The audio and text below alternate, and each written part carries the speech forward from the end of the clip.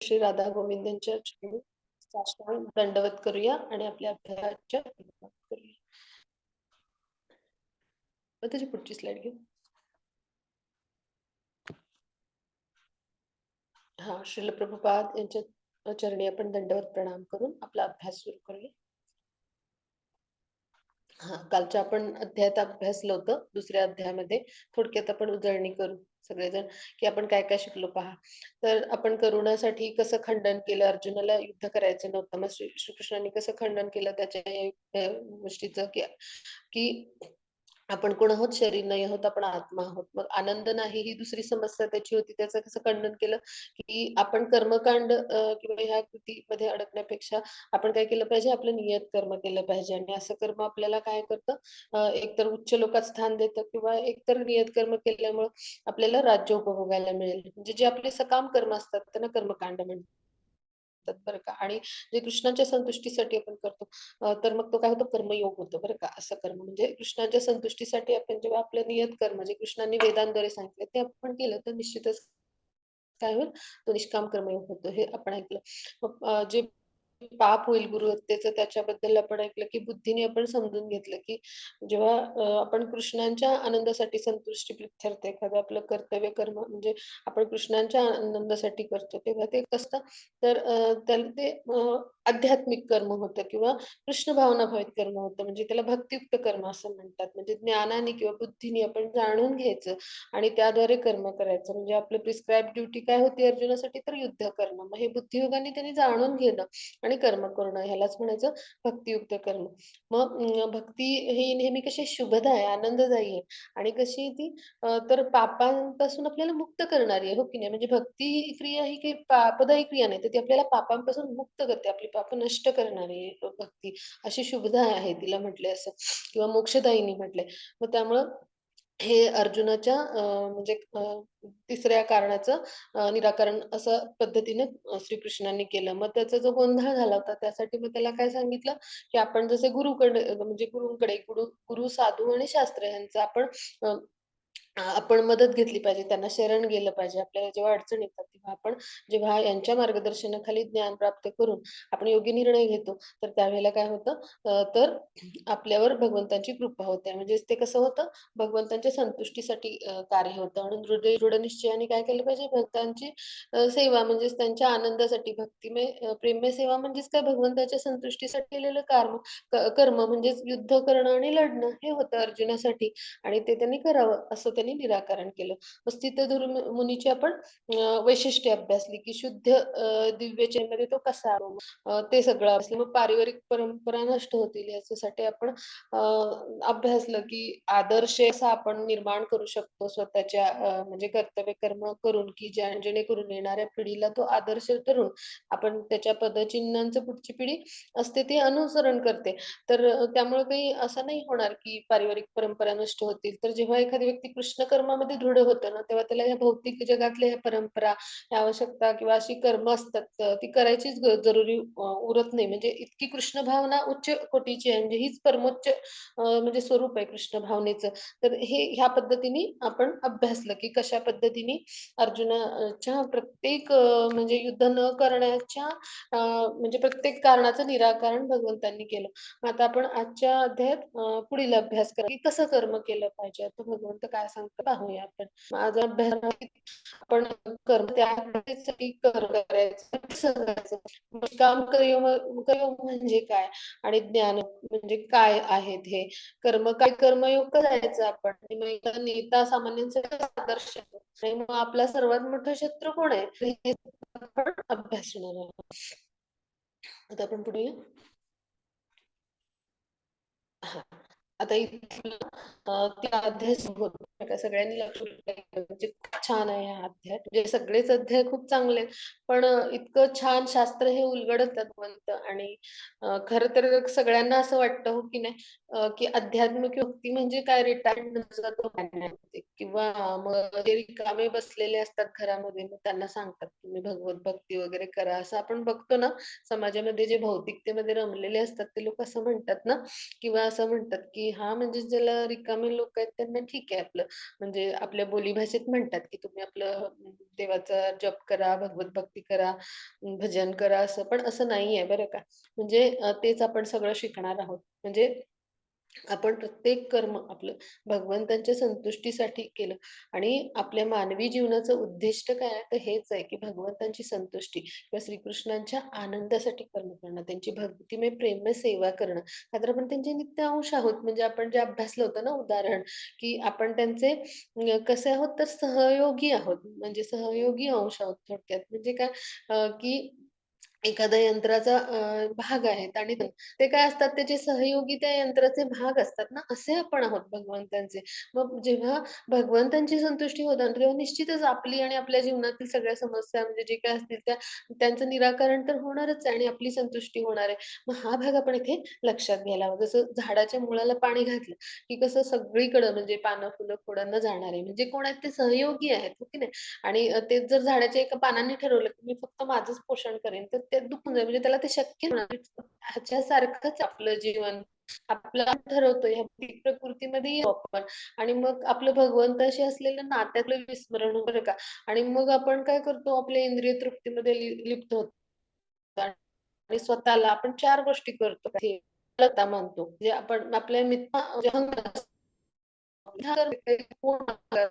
पुढे आपण खरंच म्हणजे आपल्याला वाटतं की खरं तर होतं का? दुसरं म्हणजे मग त्यांच्या कृपेने सगळं आपल्याकडे आलेलं असतं. सगळं असणार. म्हणजे आपण भ्रमात राहतो, की मी शरीर आहे आणि म्हणजे हा दुसरा भ्रम असतो. त्याच्यातच राहून आपण सगळ्या इंद्रिय तृप्तीच्या, इंद्रिय भोगांच्या गोष्टींमध्येच रममाण राहतो. हा म्हणजे वस्तू. तिसरी म्हणजे आपण चुका करतो आणि सतत चुका करणं हा माणसाचा स्वभाव आहे. आणि प्रवृत्ती आपली सोन्याकडे. तर हे जीवाचे प्रतिकृती येतो तेव्हा 3 भावात म्हणून लक्षण येतात. मग आता आपण भासणार आहोत. आता इथे काय म्हणतात अर्जुन तर त्यांना विचारतात, की एकम वद. तर हा दुसऱ्या श्लोकातला हा शब्द आहे. एकम म्हणजे एक काहीतरी आणि वद म्हणजे सांगा. कृपया मला सांगा. तुम्ही एक काहीतरी कृपया मला सांगा असं म्हणतात. म्हणजे धिस वे, दॅट वे म्हणजे अर्जुनाचा गोंधळ आहे का? शब्दावरून समजून घेऊया. आपण एखाद्या रस्त्याच्या चौकामध्ये गेलो आणि आपल्याला एखादा पत्ता व्यवस्थित माहिती नसेल, तर आपला गोंधळ की नाही तर तसंच ते झालंय अर्जुनाला, की म्हणजे की मी हा मार्ग करायचा आहे, की हा मार्ग करायचा म्हणजे अशा पद्धतीने गोंधळायचं का गोंधळ झाला? तर काय झालं, की सुरुवातीला भगवाननी सांगितलं अर्जुन की तू काय कर की म्हणजे त्याला जे आत्मा आणि ह्यांचा अभ्यास सांगितला भगवंतांनी आणि त्यानुसार काय सांगितलं, की आपण कोण आहोत? शरीर नसून आत्मा आहोत आणि मग त्यासाठी तू काय म्हणजे जी काही शरीर आहेत, ती युद्धामध्ये तू लढलास तर जी म्हणजे शरीरं मारली जातील, तर आत्मे तर नष्ट होणार नाहीयेत. म्हणजे अशा पद्धतीनं सांख्य योगाची माहिती दिली. मग त्यानंतर बुद्धिनियुक्त कर्म कसं करायचं म्हणजे आपण भगवंतांच्या संतुष्टीसाठी कशा पद्धतीने कर्म केलं पाहिजे, हे भगवंतांनी सांगितलं. मग असं सगळं सांगत असताना त्यानंतर त्यांनी काय सांगितलं की मग हे सगळं म्हणजे अर्जुनाला समजलंच होतं. पण मग इंद्रिय कशी संयमित करायची, इंद्रिय निग्रह कसा करायचा आणि निष्काम कर्म कसं करायचं, मग हे सगळं एकदम भगवंतांनी सांगितलं. मग आता इथे त्यातला गोंधळात टाकणं हा भगवंतांचा हेतू नव्हता किंवा शब्दछल करून अशा पद्धतीने अर्जुनाला गोंधळात टाकणं. पण इथे काय झालं, की ह्या सगळ्याची मांडणी थोडीशी योग्य पद्धतीने पद्धतशीर होणं आवश्यक होतं. म्हणजे एखाद्याला आकलन किंवा बोध होण्यासाठी. म्हणजे आपण पाहतो ना, म्हणजे ती आचरणाच्या दृष्टीने आपण पाहतो की नाही, आपण म्हणजे कॉलेजमध्ये, शाळांमध्ये अभ्यासलं असेल, की एखादा अवघड धडा असतो, तर आपल्याला आपले शिक्षक काय करतात, असं शिकवतात आधी सुरुवातीला. मग आपण काय म्हणतो, थोडासा सोपा करून सांगा. मग असं पॉइंट वाईज आपण शिकतो, हो की नाही? मग अशीच गरज होती. म्हणजे मग आपल्यासारख्या नवसाधकांचा किंवा सामान्य हे सोपं जावं म्हणून अर्जुन काय करतात, की आपल्यासाठी हा मार्ग खुला करतात, हा प्रश्न विचारून. म्हणजे काय, की अर्जुनांना हे इथे आपल्याला दाखवून द्यायचंय, की आपण कृष्ण भावनेमध्ये येतो. म्हणजे कृष्ण भावनेची पद्धत म्हणजे काही निष्क्रियत्व नाही बरं का. तर म्हणजे हे समजलं पाहिजे. मग ती कशी पद्धतीची सेवा आहे, तर हा सगळा भाग आपल्याला समजण्यासाठी म्हणजे आपल्यासारख्या सामान्य लोकांना त्याचा विपर्यास वाटू नये, की कृष्ण भावना म्हणजे निष्क्रियत्व तर नाही ना. आणि ह्यासाठी आणि भगवद्गीतेचं म्हणजे थोडक्यात रहस्य जे आहे आपल्यासारख्या सामान्यांसाठी सोप्या शब्दात कळावं आणि एखाद्याला ज्याला गांभीर्यानं हे सगळं समजून घ्यायचंय भगवद्गीतेचं रहस्य, तर अशा आपल्यासारख्या ह्या प्रश्नाद्वारे कृष्ण भावनेचा हा मार्ग मोकळा करून दिलाय. हे आपण आज घेणार आहोत बरं का, की कृष्ण भावना किती म्हणजे महान कला आहे आणि त्याद्वारे आपण किती अत्यंत सुखाचं, समाधानाचं आयुष्य जगू शकतो हे समजून घेणार आहोत. कृष्ण भावना निष्क्रिय नाहीये. म्हणजे एखादा मुलगी मी जंगलात जाईन तर असा भाग नाहीये. म्हणजे अपरिपक्व अवस्थेत जर म्हणजे अशा पद्धतीनं त्याग करू तर म्हणजे त्याद्वारे कधीही आपल्या आसक्तीतून मुक्त होऊ शकत नाही. तर त्या म्हणून आपण केलं पाहिजे योग्य विधी-विधानांचं पालन करून आपण भगवंत शांतीसाठी जेव्हा कार्य करतो, तर तेव्हाच निश्चित काय होतं आपल्या शुद्धीकरणाची प्रक्रिया सुरू होते. मग हेच सगळं अभ्यासणार आहोत. म्हणून ते समजलं पाहिजे, की म्हणजे काय करेल, की जप-तप करायला म्हणजे म्हणेन, की मी जाईन असं एकांतात जाईन आणि करेन. तर काय होतं की आजूबाजूचे लोक त्याची प्रशंसा करतात. त्यांना अज्ञान असतं, हे सगळं माहिती नसतं आणि त्यामुळे मग असं होईल की म्हणजे ते योग्य प्रकारे कृष्ण म्हणजे भावनेचं कधीही म्हणजे आचरण होणार नाही. मग अर्जुनला काय करायचं होतं, युद्ध टाळायचं होतं आणि मग त्यामुळं तो म्हणजे अशा पद्धतीने चतुराईने विचारतोय म्हणजे की कृष्ण भावनेचं कारण सांगतोय, की म्हणजे एक काहीतरी सांगा, की मग मी युद्ध करू की मग म्हणजे मी मग त्याचा त्याग करून म्हणजे अ, त्या एक प्रकारे मी युद्धातून माघार घेऊ आणि मी मग जंगलात जातो आणि मी जप-तप असं करतो. तर हे म्हणजे कृष्ण भावना नाही. म्हणजे आपण काय केलं पाहिजे, तर आपलं नियत कर्म, कर्तव्य कर्म करत-करत आपण आपलं जे सक्रिय जीवन आहे तर ते आपण जगतच आणि त्यातलं कर्माचं फळ श्रीकृष्णांच्या संतोषासाठी अर्पण केलं पाहिजे. मग हे सगळं आपण आता थोडक्यात समजून घेणार आहोत. मग आता हा श्लोकामध्ये आपण जाऊया. आपला जो 5वा 6वा श्लोक आहे, तर तो आपण आता थोडं समजून घेऊया. कर्मेंद्रियाणि संयम्य यस्ते मनसा स्मरम् इंद्रियार्थान् विगूढात्मा मिथ्याचर स उच्यते. आता इथे काय म्हणतात भगवंत, की जो कर्मेंद्रिय संयमित करतो परंतु ज्याचे मन इंद्रिय विषयाने चिंतन करत आहे, जो निश्चितपणे स्वतःची फसवणूक करतो आणि अशा मनुष्याला मिथ्याचारी म्हणजे आता चित्रात पहा हं, इथे दाखवलंय. त्यांनी काय केलंय संन्यासाचे कपडे घातलेत, हातात कमंडलू आहे पहा आणि इकडे काय आहे तर हातामध्ये मग सिगारेट आहे आणि तिकडे मोबाईल आहे. याचा अर्थ काय होतो? पहा जो व्यक्ती म्हणजे त्यांना असा दावा केलाय, मी कर्म सगळी इंद्रिय तृप्ती थांबवली. पण तो मनात चिंतन करतोय. हां, असा एखादा व्यक्ती किंवा जो असा व्यक्ती म्हणजे की ज्यांना संन्यासाचे तर कपडे घातलेत, हातात कमंडलू घेतले, म्हणजे काय संन्यास आश्रम मी स्वीकारलाय. सगळ्या मी इंद्रिय तृप्ती करणाऱ्या त्या वस्तूंचा गोष्टींचा त्याग केलाय. पण तो काय करतोय पहा, धूम्रपान करतोय किंवा तो काय करतोय मोबाईलवर बोलतोय. म्हणजे इंद्रिय तृप्तीच्याच गोष्टी चालू आहेत, हो की नाही? मग ह्याचा अर्थ असा होतो, की म्हणजे जो एखादा व्यक्ती म्हणजे कृष्ण भावनेमध्ये येतो, म्हणजे असा देखावा करतो, की मी योगी आहे, मोठमोठी प्रवचनं देतो किंवा मोठमोठे म्हणजे तत्वज्ञानाविषयी म्हणजे तो वेगवेगळे म्हणजे अशा पद्धतीचं प्रदर्शन करतो. म्हणजे आपण योगी असल्याचं तत्वज्ञानाविषयीची भाष्य करतो तो आणि पण तो प्रत्यक्षात कसा असतो मनामध्ये इंद्रिय विषयांचं चिंतन करतो किंवा मग तो काय करतो म्हणजे कर्मेंद्रिय संयमित केली तसा जगाला देखावा करतो. पण स्वतः मात्र इथे चित्रात दाखवल्या अशा पद्धतीने इंद्रिय तृप्तीच्या गोष्टी करत असतो. मग असा जो आहे ना त्याला काय म्हटलंय शास्त्रामध्ये मिथ्याचारी म्हणजे ज्याला आपण म्हणतो ना दंभी किंवा ढोंगी असं म्हणतो. मिथ्याचाराचा अर्थ काय दंभीपणा, ढोंगीपणा म्हणजे मी आहे असा, असं दाखवायचं फक्त पण प्रत्यक्षात तसं नसतं. आपण इंद्रिय विषयांचंच चिंतन करतो. मग अशा व्यक्तीचं काय होतं, तर अशा माणसाला म्हणजे त्याला पापीच म्हटलंय आणि त्याच्या ज्ञानाला काही किंमत नसते. म्हणजे मोल नसतं भगवंतांच्या दृष्टीनं आणि मग भगवंतांची जी माया शक्ती आहे त्याद्वारे तिचं त्या ज्ञानाचं फळ म्हणजे त्याला जरी तत्वज्ञान किंवा असं शास्त्राचं ज्ञान असलं, तरी त्याचा हा दुरुपयोग करत असतो तो. मग त्यामुळे काय होतं, की त्याचं फळ हिरावून घेतलं जातं आणि मग त्यामुळे अशा व्यक्तींचं मन नेहमी अशुद्ध राहतं आणि मग त्यांना काय होतं, की ह्याचं कुठलंही म्हणजे फलनिष्पत्ती होत नाही. म्हणजे जसं कृष्ण भावनेमध्ये लोक कसं दृढ होत जातात, तर असं कोणतंही त्याला फळ मिळत नाही. मग पुढचे श्लोक घेऊया.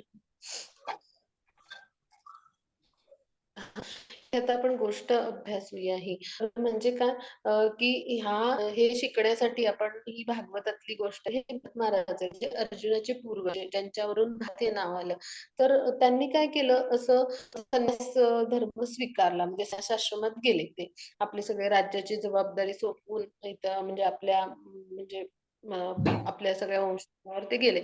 मग त्यांनी काय केलं जंगलात जाऊन यज्ञ करायला आणि आपली सगळी म्हणजे विधी-विधानाचं पालन करायला सुरुवात केली. मग ते करत असताना काय झालं की ते एका म्हणजे जंगलात तिथून एक नदी वाहत होती. नदी शेजारी ते यज्ञ करत होते. मग तिथून त्यांनी एक हरिणी पळत जाताना पाहिली. ती गर्भिणी होती आणि तिने काय केलं तिच्या पाठीमागे वाघ लागला होता. तिने नदीत उडी टाकली. मग त्यावेळेला काय झालं त्या हरिणीचा मृत्यू झाला आणि ती वाहत गेली म्हटल्यावर वाघ निघून गेला तिथून. मग त्यांनी ते पाहत होते हे दृश्य आणि मग तिने एका सुंदर पाडसाला जन्म दिला. मग त्यावेळेला काय झालं त्याने त्या नदीत उडी म्हणजे टाकली आणि त्या पाडसाला वाचवलं बरं का. मग त्या पाडसाला ते सांभाळायचे. त्याचं सगळी काळजी अगदी पुत्रवत घ्यायचे. मग काय झालं, की त्यांचं ते यज्ञ कर्म किंवा सगळी तपस्या करत असताना त्यांचं सगळं लक्ष त्या हरणाकडे असायचं. त्याच्यावर जंगली पशु हल्ला करणार नाहीत ना, अशा पद्धतीनं त्यानं काही खाल्लं असेल का? म्हणजे त्यांचं त्याच्याशी अशी भावनिक काय म्हणतो एक अटॅचमेंट तयार झाली आणि मग ते त्याच्याच विचारात असायचे. आणि त्यामुळे त्यांचं ह्या तपस्येकडे थोडंफार दुर्लक्षच व्हायला लागलं. इथे चित्रात दाखवले पहा, ते यज्ञाला आहुती देत पण त्यांचं लक्ष गेलं हरणाकडे असं झालं. मग काय झालं, जेव्हा त्यांच्या मृत्यूचं वेळ आलं त्यावेळेला मग असं झालं की त्यांच्या मनात विचार हो की म्हणजे त्या हरणाचाच, की त्याचं काय झालं मग ते कुठं असेल आणि त्यामुळे काय झालं, त्या विचारात त्यांचा मृत्यू झाला आणि त्या मृत्यूनंतर काय झालं, आपल्या आता पुढे हा श्लोक येणार आहे पुढच्या अध्यायात, की आपल्या मृत्यूसमयी आपल्या मनात जो काही विचार असतो ना, तर तीच म्हणजे त्या भावनेत म्हणजे ज्या भावनेमध्ये असतो, तर त्यानुसारच आपल्याला भगवंत फळ देतात. म्हणजे त्यांच्या मनात हरणाचा विचार होता, तर त्यांना पुढचा जन्म हरणाचा मिळाला. मग हे तण झालं ना त्यांचं. म्हणजे मला काय सांगायचं इथून, की आपण ज्या इंद्रिय विषयांचं चिंतन करतो ना, मग त्यानुसार म्हणजे त्यांचं मन आसक्त झालं या हरणामध्ये, तर त्यांना हरणाचाच जन्म म्हणजे ते खरं तर पुण्यात्मा बनले असते. लवकर प्रगती होऊन त्यांना मोक्षप्राप्ती झाली असती म्हणजे. तर तसं न होता त्यांना पुन्हा हरणाचा जन्म मिळाला. मग ते एका म्हणजे आश्रमाच्या आसपास असे जाऊन ते म्हणजे आता ही पशु योनी आहे, तिथं भोग योनीच आहे फक्त. म्हणजे मग त्यामुळे त्यांना तसं जीवन कंठावं लागलं आणि मग त्यानंतर पुन्हा त्यांना जड म्हणजे आणि एका म्हणजे पुन्हा एका मनुष्य जन्मात त्यांना म्हणजे पुन्हा एक संधी मिळाली. मग जडभारत म्हणून ते आले आणि मग त्यांचा उद्धार म्हणजे भगवंतांच्या कृपेने होऊन म्हणजे त्यांना म्हणजे मोक्षप्राप्ती झाली. म्हणजेच काय, की आपलं अशा पद्धतीने मग इंद्रिय विषयांचं आपण चिंतन केलं किंवा अशा आसक्तीमध्ये आपण अडकलो, तर काय होतं आपल्याला त्याचं ज्ञान असलं तरी त्याचं फळ मिळत नाही. हे आपण या गोष्टीतून शिकलो. आता आपण पुढे जाऊ. हां. आता इथं हा श्लोक काय सांगतो तर ते आपण अभ्यासूया. यस्त्वेन्द्रियाणि मनसा नियमारभतेऽर्जुन कर्मेंद्रिय कर्मयोगम असक्तस्य विशिष्यते. या उलट जर एखादी प्रामाणिक व्यक्ती मनाद्वारे इंद्रियांना संयमित करण्याचा प्रयत्न करीत असेल आणि आसक्ती न ठेवता कर्मयोगाचा कृष्ण भावनाभावित अ, कर्माचा प्रारंभ करीत असेल, तर ती व्यक्ती अधिक श्रेष्ठ आहे. आता इथे चित्रात पहा, ही गोष्ट आहे. आपण अभ्यासणार आहोत, पण हा भाग थोडासा मी सांगते, की जेव्हा म्हणजे ह्यापेक्षा मग एखादी व्यक्ती खूप प्रामाणिकपणे आपली जी म्हणजे आपण ज्या गृहस्थाश्रमात असू किंवा आपण ज्या आश्रमात असू त्यानुसार आपलं जे कर्तव्य कर्म आहे ते अत्यंत प्रामाणिकपणे करत असेल आणि आपल्या इंद्रियांना संयमित ठेवण्याचा व्यवस्थित प्रयत्न करून आसक्ती आपल्या कमी करून आपलं प्रत्येक कार्य भगवंतांच्या संतुष्टीसाठी करण्याचा किंवा कर्माचं फल आपण भगवंतांना अर्पण करण्याचा प्रयत्न करते. हां, मग असा जो प्रयत्न करते मग असं करत असताना म्हणजे समजा किंवा अशा प्रयत्नांमध्ये समजा असं संयमित जीवन व्यतीत करते ती आणि आपला व्यवसाय म्हणजे जो काही आहे किंवा आपलं जे काही कर्म आहे, नोकरी वगैरे असं म्हणजे जे काही असेल ते आसक्ती न ठेवता करण्याचा तो म्हणजे प्रयत्न करत असतो. मग आध्यात्मिक जी प्रगती असते, तर ती अशा पद्धतीने होते. म्हणजे थोड्या-थोड्या प्रयत्नांनी म्हणजे कृष्ण भावनेमध्ये तो हळू पुढे होत जातो. म्हणजे तो कृष्ण भावनेचा त्याच्या कृष्ण भावनेमध्ये भावित होण्याचा प्रारंभ असतो. म्हणजे असे प्रयत्न म्हणजे. मग ह्याला काय म्हटलंय, की अशी व्यक्ती मग असा दंभीपणा किंवा मिथ्याचारी असे जे व्यक्ती असतात, की जे खोटा देखावा करतात, ढोंग करतात. त्यांना पाषंडी देखील पाषंडी नव्हे, पाखंडी असं म्हटलंय. तर असे जे व्यक्ती असतात, तर ते मग अशा व्यक्तींपेक्षा असे जे प्रामाणिक प्रयत्न करत असतात, आपल्या इंद्रियांना संयमित करून कृष्ण भावनेमध्ये दृढ होण्यासाठी किंवा कर्माच्या फळावर आसक्त न राहता असं कर्म करण्याचं म्हणजे चं आचरण करण्याचा प्रयत्न जरी करत असले, तर त्याला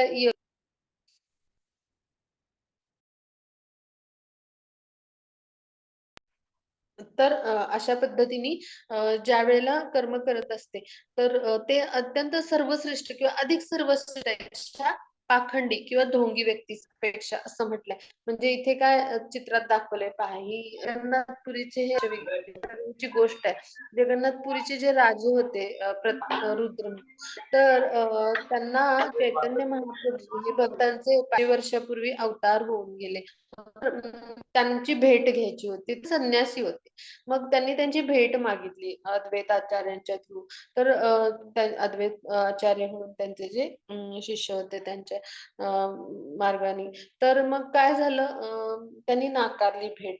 मग त्यानंतर त्यांनी पुन्हा म्हणजे त्या राजांनी नित्यानंदांना देखील सांगितलं. मग त्यांनी काय केलं आपलं वस्त्र दिलं त्यांना आणि नित्यानंद प्रभूंनी सांगितलं चैतन्य महाप्रभूंना, की ह्यांना भेट हवी मग त्यांनी का नाकारली होती? तर त्या काळात संन्यासाश्रम म्हणजे की कठोर नियम तत्वांचं भगवंताने त्या संन्यासाचा अवतार घेतल्यावर पहा पालन केलं होतं. म्हणजे राजा म्हणजे काय, की भौतिक सुख आणि ह्याच्यामध्ये रममाण तर अशा लोकांपासून संन्यस्त जीवनातले जे व्यक्ती असतात ते नेहमी अलिप्त असतात. पहा म्हणजे इतकं म्हणजे संन्यासी व्रताचं इतकं उत्तम प्रकारे आचरण भगवंतांनी स्वतः केलंय आणि त्यामुळे त्यांनी भेट नाकारली होती. मग राजांनी त्या काय केलं, असं जे वस्त्र होतं नित्यानंद प्रभूंनी दिलं होतं, तर त्याची त्यांनी पूजा केली हे निळं वस्त्र जे आहे ते. आणि मग ते स्वतः जगन्नाथपुरीच्या यात्रेला म्हणजे हे अर्चविग्रह आहेत, तर त्याला म्हणजे स्वतः येऊन त्यांनी रस्ता जो आहे म्हणजे भगवंतांची रथयात्रा ज्या मार्गाने जाते, तर तिथला जो रस्ता आहे ते झाडण्याचं काम त्यांनी केलं. म्हणजेच काय ह्याच्यावरून आपण समजून घ्यायचं, की असा दंभीपणा, ढोंगीपणा करणाऱ्या व्यक्तीपेक्षा विषयासक्त राहून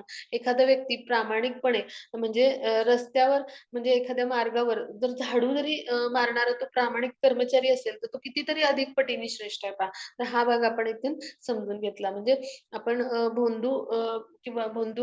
आपण अशा पद्धतीचा योग किंवा योगी आहोत स्वतःला असं दाखवण्यापेक्षा किंवा असं पाखंडी होण्यापेक्षा निश्चितच आपण इंद्रियांना संयमित करून भगवंतांच्या संतुष्टीसाठी कर्म करण्याचा प्रयत्न करणारा व्यक्ती असतो तो श्रेष्ठ असतो. आता हा भाग आपण समजून घेतला. आता आपण पुढचा श्लोक समजून घेऊ 9वा. यज्ञात यज्ञात यज्ञार्थात् कर्मणोऽन्यत्र लोकोऽयं कर्मबन्धन तदर्थं कर्म कौन्तेय मुक्तसंग समाचर. आता इथे काय म्हटलंय, की विष्णू प्रित्यर्थ यज्ञ म्हणून कर्म केलं पाहिजे. नाहीतर कर्म या भौतिक जगामध्ये बंधनास कारणीभूत ठरते आणि म्हणून हे कोणते तू आपल्या नियत कर्माचे पालन श्री विष्णूंच्या संतोषार्थ कर आणि या प्रकारे तू नेहमी कार्यबंधनातून मुक्त राहशील. आता हे फार महत्वाचा श्लोक आहे. आपण सगळ्यांनी समजून घेऊया आणि हीच महान कला आहे कृष्ण भावनेचं कसं कर्म करायचं. इथे काय सांगितलंय, की विष्णूंच्या प्रित्यर्थ यज्ञ म्हणून कर्म केले पाहिजे. म्हणजे काय, की आपलं जे कर्म आहे ना, ते विष्णूंच्या संतुष्टी प्रित्यर्थ आपलं प्रत्येक कर्म विष्णू म्हणजे काय, की आपल्या ब्रह्मांडासाठी जे श्रीकृष्णांचं विस्तार स्वरूप आहे, तर ते कोणाच श्री विष्णू किंवा नारायण स्वरूप आहे भगवंतांचं. स्वांश आहे म्हणजे त्यांचा प्रत्यक्ष विस्तार आहे भगवंतांचा. तो म्हणजे विष्णू म्हणजे श्रीकृष्णच आहेत ते. मग त्यांच्यासाठी आपलं प्रत्येक कर्म यज्ञ म्हणून यज्ञ म्हणजे काय समर्पित कृती थोडक्यात. म्हणजे आपलं प्रत्येक कर्म यज्ञ ठरलं पाहिजे. नाहीतर हे कर्म काय करतं भौतिक जगामध्ये बंधनास म्हणजे काय भौतिक जग म्हणजे भौतिक प्रकृतीचे 3 गुण आहेत सत्व, रज, तम. ह्या प्रकृतीच्या 3 गुणांमध्ये आपण बांधले जातो. आपण असं जर नाही केलं कर्म तर विष्णूंच्या संतुष्टी प्रित्यर्थ आणि म्हणून ते काय म्हणतात, की आपलं जे नियत कर्म म्हणजे विहित कर्म, आपलं प्रिस्क्राईब ड्युटी कर्तव्य कर्म आहे. त्याचं पालन आपण विष्णूंच्या संतोषार्थ करायचं. म्हणजे उदाहरण देते, मी डॉक्टर आहे, तर मी रुग्णांना तपासलं पाहिजे किंवा रुग्णांची चिकित्सा. मग मी जे काही ह्याचं कर्मफळ आहे आणि जे काही पालन आहे म्हणजे माझी जे काही कर्तव्य कर्म आहे, हे विष्णूंच्या संतुष्टीसाठी केलं म्हणजे त्याचं फळ जे ह्या रुग्णांना मी जे काही म्हणजे त्यांच्यावर उपचार करणार आहे, हे भगवंतांच्या चरणी याचं फळ अर्पण केलं, तर हे कसं होईल? कृष्ण कर्म होईल किंवा हे कसं होईल? श्री विष्णूंच्या प्रित्यर्थ केलेलं कर्म होईल आणि यातून जे अर्थार्जन होईल, ते मी कोणाला अर्पण करेन? की भगवंत तुझ्या कृपेमुळेच आज मला हे म्हणजे जे काही मला अर्थार्जन प्राप्त होते ते तुझ्या कृपेमुळेच मिळालंय. म्हणून श्रीकृष्णांच्या सर्वं कृष्णार्पणम त्यांच्या चरणी जेव्हा आपण विष्णूंच्या चरणी अर्पण करतो, तेव्हा ते कसं होतं? कृष्ण भावनाभावित कर्म होतं. तर मग असं जेव्हा आपण कर्म करतो, तर मग त्यामुळे काय होतो आपण कर्मबंधनातून मुक्त होतो. म्हणजे कुठलंही कर्म आपण केलं समजा म्हणजे आपण चांगलं किंवा वाईट कुठलंही, तर त्याला फलदायी प्रक्रिया म्हणजे फळ असतं. एक तर चांगलं फळ मिळेल, वाईट फळ. आता ही सगळी फळं आपल्याला काय करतात? कर्माच्या बंधनात बांधतात. मग आपल्याला कसं कर्म करायचंय? की असं कर्म आपण केलं पाहिजे, की ज्याचं प्रतिक्रिया किंवा ज्याचं फळ आहे, ते निर्माण होणार नाही. म्हणजे त्यामुळे आपण त्याच्यात बांधले जाणार नाही. मग असं कर्म म्हणजे कुठलं? तर ते श्रीकृष्णांच्या किंवा विष्णूंच्या संतुष्टी प्रित्यर्थ केलं पाहिजे आणि त्यालाच यज्ञ असं म्हटलंय. म्हणजे यज्ञ म्हणजेच भगवान विष्णू आहेत. म्हणजे अर्जुनाचा यज्ञ कुठला आहे ते तर रणांगणामध्ये एखाद्या क्षत्रियाचा धर्म काय असतो? तर शत्रूंशी लढणं म्हणजे कृष्णांच्या संतुष्टी प्रित्यर्थ त्यांचं नियत कर्म यज्ञ म्हणजे काय आहे? तर ते म्हणजे यज्ञ कर्म म्हणजे काय आहे त्याचं नियत कर्म कोणतं आहे ते? तर त्यानं लढलं पाहिजे किंवा म्हणजे प्रत्येक वर्णाश्रमानुसार जे आपले सांगितलेले आहेत धर्म, त्यानुसार त्याचं जे नियत कर्म असतं, ते म्हणजे त्याचा यज्ञ असतो. मग ते त्यांनी केलं पाहिजे. म्हणजेच काय वेद असं सांगतात, की मनुष्याने यज्ञ म्हणजे केला किंवा आपलं जे कर्म आहे विष्णूंना संतुष्टीसाठी केलं, तर ते एक प्रकारे भगवंतांची सेवाच होते म्हणजे आणि म्हणून कृष्ण भावना हेच आपलं यज्ञ कर्म आहे, हो की नाही? आणि हेच वर्णाश्रम धर्माचं म्हणजे ध्येय आहे आणि ह्यासाठी भगवंतांनीच हे वर्णाश्रम धर्म निर्माण केलेत. पुढे आपण ते अभ्यासणार आहोत 4थ्या अध्यायात. म्हणजे तर मग आपलं जे असं कर्म आहे, तर मग हे आपल्याला काय करत असतं? बद्ध करत असतं आणि म्हणून आपण काय केलं पाहिजे? भगवंतांच्या संतुष्टीसाठी कृष्ण भावनाभावित कर्म जेव्हा करतो, तेव्हा काय होतं? अशा प्रकारचं कर्म आपल्याला कुठल्याही फळ म्हणजे त्याचं निर्माण होत नाही. ते कृष्णांच्या संतुष्टीसाठी होतं आणि त्यामुळे आपण मुक्तावस्थेत हळू जायला लागतो आणि हाच आपला मुक्तीचा मार्ग म्हणजे आहे. आणि मग ही कर्म करण्याची जी महान कला आहे, तर मग ह्यासाठी आपल्याला काय केलं पाहिजे? भगवंताच्या शुद्ध भक्तांचं मार्गदर्शन घेतलं पाहिजे किंवा साक्षात इथे अर्जुनाला भगवंतांचं मार्गदर्शन मिळतंय पहा. त्यांच्या आदेशानुसार कर्म करण्याची संधी मिळते. म्हणजे तर आपण पण असंच दक्षतापूर्वक अगदी म्हणजे सतर्क राहून कर्म केलं पाहिजे आणि इंद्रिय तृप्तीसाठी काही न करता आपण श्रीकृष्णांच्या संतुष्टीसाठी जेव्हा करतो, तेव्हा काय होतं? आपलं ह्या कर्मबंधनात अडकण्यापासून रक्षणच होतं असं नाही. तर त्याद्वारे आपण काय होतो? तर भगवंतांच्या दिव्य प्रेममय सेवेमध्ये आपण म्हणजे उन्नती करतो आणि अशी सेवाच काय करते आपल्याला भगवत धामात पोहोचवते. म्हणजेच काय आपल्याला मोक्षाचं मुक्तीचं द्वार उघडते आणि म्हणून असं आपण कर्म केलं पाहिजे. मी ते चित्रात दाखवलंय. जेव्हा युद्ध झालं महाभारतातलं 15 दिवसांचं त्यानंतर हे युधिष्ठिर महाराज आहेत. त्यांना धर्मराजांचे पुत्र म्हणतात. म्हणजे त्यांना सगळी धर्मतत्व, शास्त्रांचं उत्तम ज्ञान आहे बरं का. तरी देखील त्यांनी नारद मुनींकडून भगवान श्रीकृष्णांच्या उपस्थितीमध्ये राजसूय यज्ञ जो संपन्न केला, तर ते कसा करायचा याचं मार्गदर्शन घेतलं पहा. म्हणजे एखादा जो ज्ञानी असतो, उत्तम भक्त असतो किंवा धर्मतत्वांचं पालन करणारा असतो, तो काय करतो? नेहमी खूप आदरपूर्वक अशा आध्यात्मिक प्रमाणित गुरूंपासून म्हणजे नारद हे म्हणजे भगवंतांचंच दुसरं रूप आहे. शुद्ध भक्त आहेत त्यांचे.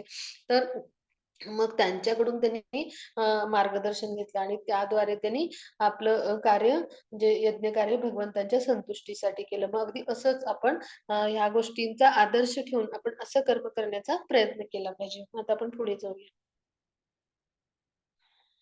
हां, आता हे आपण चक्र समजून घेणार आहोत का? ते वेद आहेत. तर वेद कोणी लिहिले? तर व्यास मुनींनी लिहिले. आता व्यास मुनी कोण आहेत? हे आपण अभ्यासलं की भगवंत श्रीकृष्णांचे जे वेगवेगळे अवतार आहेत. गुणावतार, लीलावतार, युगावतार, मन्वंतर अवतार, तसे शक्तावेश अवतार म्हणून. शक्तावेश म्हणजे काय विशिष्ट शक्ती असते त्यांच्यामध्ये. म्हणजे त्यांच्यामध्ये म्हणजे त्रिकाल म्हणजे असं पाहण्याची जी दृष्टी होती ती व्यास मुनींना होती.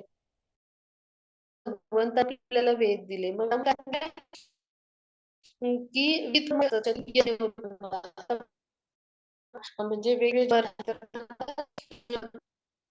प्रिस्क्राईब ड्युटीज आहेत ठरलेल्या म्हणजे आणि त्यानंतर ब्राह्मण म्हणजे ब्राह्मण हा वर्ण घेऊया बरं का आत्ताची जात नव्हे आपण समजून नाहीतर गोंधळ तर ब्राह्मण वर्णाचे उद्दिष्ट त्यांनी मला काढले ब्राह्मण सगळ्यात वर्ण हे जो गुण क्षत्रिय असतात ते संरक्षण करायचं काम करतात प्रजेचं किंवा धर्मनिर्वाह साधू संतांचं रक्षण यावर त्यांचा उदरनिर्वाह असतो. म्हणजे ॲडमिनिस्ट्रेटिव्ह सगळ्या स्किल्स आणि पोझिशन्स आहेत त्याच्या काळातल्या. त्यानंतर तिसरं म्हणजे काय की वैश्य ते काय करतात गोरक्षा त्यात व्यापार आणि कृषी हे करणे म्हणजे वैश्य वर्णाचं ते रजो मिश्रण आहे. शूद्र म्हणजे सगळ्यांनाच हे करणं. तर काय आहे, तर हे आपल्याला समजून घेण्यासाठी सोपं जाईल. आता इथे दाखवलंय ते काही अ, आपलं जे अ, यज्ञ आहे तो म्हणजे आपलं जे विहित कर्म आहे, तर ते म्हणजे कर्म विष्णूंच्या संतुष्टीसाठीचा यज्ञ केलं. मग जेव्हा एखादा आपलं धर्म आहे म्हणजे आपले परिश्रम करून शेती करतो, कृषी करतो म्हणजे कृषी ह्या विभागात म्हणजे तर मग त्यावेळेला काय होतं, तर आपल्या श्रमांचं तो म्हणजे योगदान देतो, हो की नाही? म्हणजे आपल्या सगळ्या म्हणजे भौतिक सुखांचा त्याग करून तो दिवस-रात्र शेतीचे सगळे प्रयत्न, कष्ट, काबाड कष्ट करतो. मग त्यातून काय उत्पन्न होतो ह्या विहित कर्मातून ते त्याचं विहित कर्म आहे. त्यातून यज्ञ म्हणजे काय? तर तो त्याग यज्ञ म्हणजे आपण विष्णूच्या संतुष्टीसाठी ते करतोय ना, त्याचं उद्दिष्ट काय की अन्नधान्य पिकवणं आणि ते कोणासाठी पिकवणं? भगवंतांच्या संतुष्टीसाठी म्हणून तो यज्ञ झाला पहा. मग या त्यागातून काय उत्पन्न झालं की हे जे अन्नधान्य फळफळावळ उत्पन्न झालं. मग ह्या त्यागामुळं काय होतं भगवंतांच्या संतुष्टीमुळं पाऊस पडतो. म्हणजेच काय की हे वेगवेगळे देवदेवता आहेत. हे काय आहेत एखादे प्रशासकीय सेवेत जसे अधिकारी असतात, तसे भगवंतांचे हे सगळे देवदेवता नित्यसेवक आहेत. म्हणजे वरुण देव काय करतो तर जल देण्याचं काम करतो किंवा म्हणजे पाऊस, तर त्यानंतर अग्निदेवता अग्नी देण्याचं काम करतात किंवा सूर्यदेव प्रकाश म्हणजे असं चंद्रामुळे वनस्पतींना रस निर्माण होतो. म्हणजे अशा सगळ्या इंद्रदेव पर्जन्य म्हणजे ते पर्जन्यवृष्टी करतात. तर अशी सगळ्यांची ही कामं आहेत आणि ते आपलं काम म्हणजे कार्य करत असतात.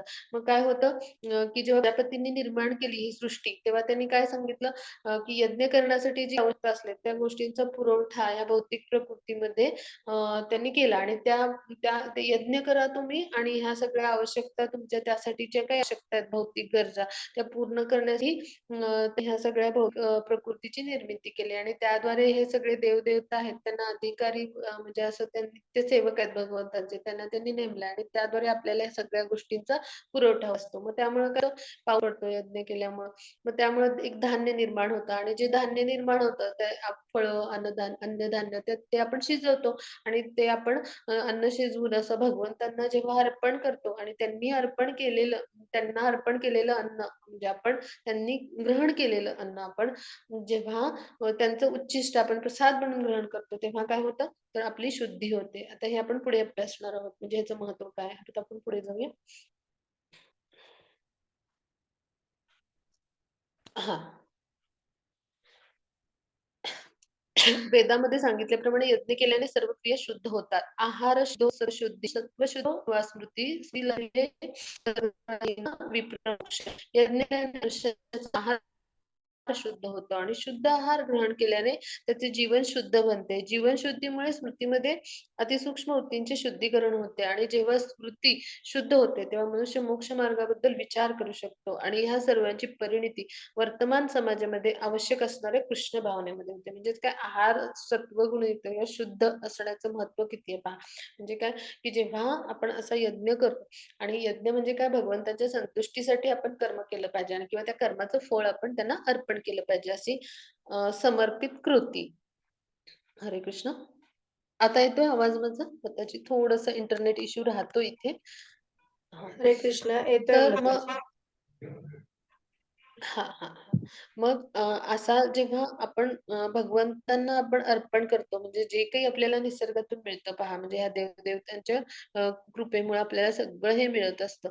मग हे जेव्हा होतं आपल्याला म्हणजे अन्नधान्य, फळ-फळावळ, सगळं काही भगवंतांनी विपुल प्रमाणात दान केलंय आपल्यासाठी आणि मग हे आपल्याला भगवंताकडून मिळतंय, त्यांच्या कृपेमुळं मिळतंय. म्हणजे देवदेवता सुद्धा त्यांचे नित्य सेवक आहेत, हो की नाही? आणि त्यांच्या कृपेमुळं केलं त्याचं फळ जे आहे ते आणि म्हणजे फळ म्हणजे काय तर अन्नधान्याचं आपण म्हणजे आपण ते शिजवलं आणि तर ते अन्न भगवंतांना अर्पण करून आपण मग ते ग्रहण केलं. तर भगवंतांना आपण अर्पण करतो करतो तेव्हाच म्हणजे भगवंतांना आपला भाव आणि आपलं प्रेम म्हणजे हे महत्वाचं आहे. म्हणजे समर्पित कृती म्हणजेच त्याला यज्ञ म्हणतात. म्हणजे असं कर्म. मग तेही आवश्यक आहे. भगवंतांनी जे निर्माण केले त्यांना थोडंच आवश्यकता आहे अन्नाची किंवा असल्या गोष्टींची. आपण ज्या भावाने आणि ज्या प्रेमाने अर्पण करतो त्याला महत्त्व आहे. भगवंतांच्या लेखी. मग तसं जेव्हा आपण करतो अर्पण, तेव्हा भगवंत कसे आहेत पूर्ण आध्यात्मिक म्हणजे परिपूर्ण आहेत. आणि त्या कसं ते एक इंद्रिय अनेक इंद्रियांचं काम करतं. म्हणजे भगवंतांनी फक्त दुसरीकडे टाच टाकला तरी त्यांनी ग्रहण केल्यासारखं असतं. म्हणजे एक एक इंद्रिय अनेक इंद्रियांचं भगवंतांचे काम करतं. आणि आपली कशी आहेत आणि इंद्रिय अपूर्ण आहेत. त्यामुळे आपण असं काही करू शकत नाही. मग हा भाग आपण समजून घेऊया. मग त्यामुळे भगवंतांच्या अर्चविग्रहांसमोर आपण जेव्हा प्रसाद ठेवतो ना, तर तो त्यांनी ग्रहण केलेला असतो. म्हणजे त्यांच्या दृष्टीने हा भाग आपण समजून घ्यावा. आणि मग जेव्हा असा प्रसाद म्हणजे असं भगवंतांचं म्हणजे विष्णूंचं उच्छिष्ट आपण ग्रहण करतो, तेव्हा काय होतं आपलं जीवनच शुद्ध बनतं. म्हणजे आपली शुद्धीकरणाची प्रक्रिया सुरू होते. म्हणजे आपण ज्या मायेच्या 3 गुणांच्या प्रभावाखाली असतो, तर ती जी आपल्यावरती आच्छादनं असतात, तर त्यातून आपण हळू-हळू शुद्ध व्हायला लागतो. मुक्तीची जी प्रक्रिया आहे ती सुरू होते किंवा आपल्या मेंदूमधल्या जे स्मृती म्हणजे आपली स्मृती असते, तर त्या अतिसूक्ष्म होते म्हणजे छोट्या ऊतींचं शुद्धीकरण होतं.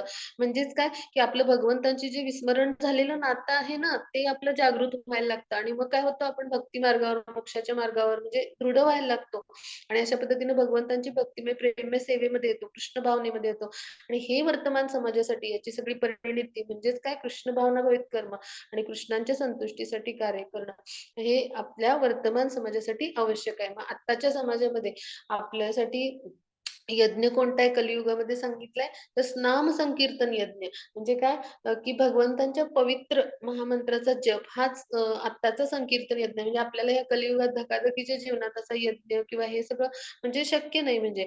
तर मग आपण काय करू शकतो? तर भगवंतांच्या म्हणजे पवित्र महामंत्राचा जप करायचा आणि हाच आपला यज्ञ सांगितलाय कलियुगामध्ये. आता हे आणि तो कोणी सांगितलंय? चैतन्य महाप्रभूंनी पण सांगितलंय. भागवतामध्ये उल्लेख पण आहेत. आणि आता आपण पुढे पण अभ्यासणार आहोत. तर तुम्ही पुढे जा.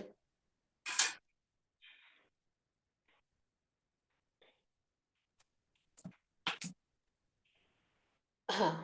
भगवत भक्त हे सर्व प्रकारच्या पापातून मुक्त होतात. कारण ते सर्वप्रथम यज्ञाला अर्पण केलेलं अन्न ग्रहण करतात. इतर लोक जे आपल्या स्वतःच्या इंद्रिय भोगाकरता भोजन बनवतात, ते खरोखर केवळ पापच भक्षण करतात. आता आपण सगळ्यांनी हेच लक्षात घेऊया बरं का. म्हणजे आपण रोज जे अन्न बनवतो आणि आपण असंच ग्रहण करत असतो, तर आपण पापच खातो बरं का.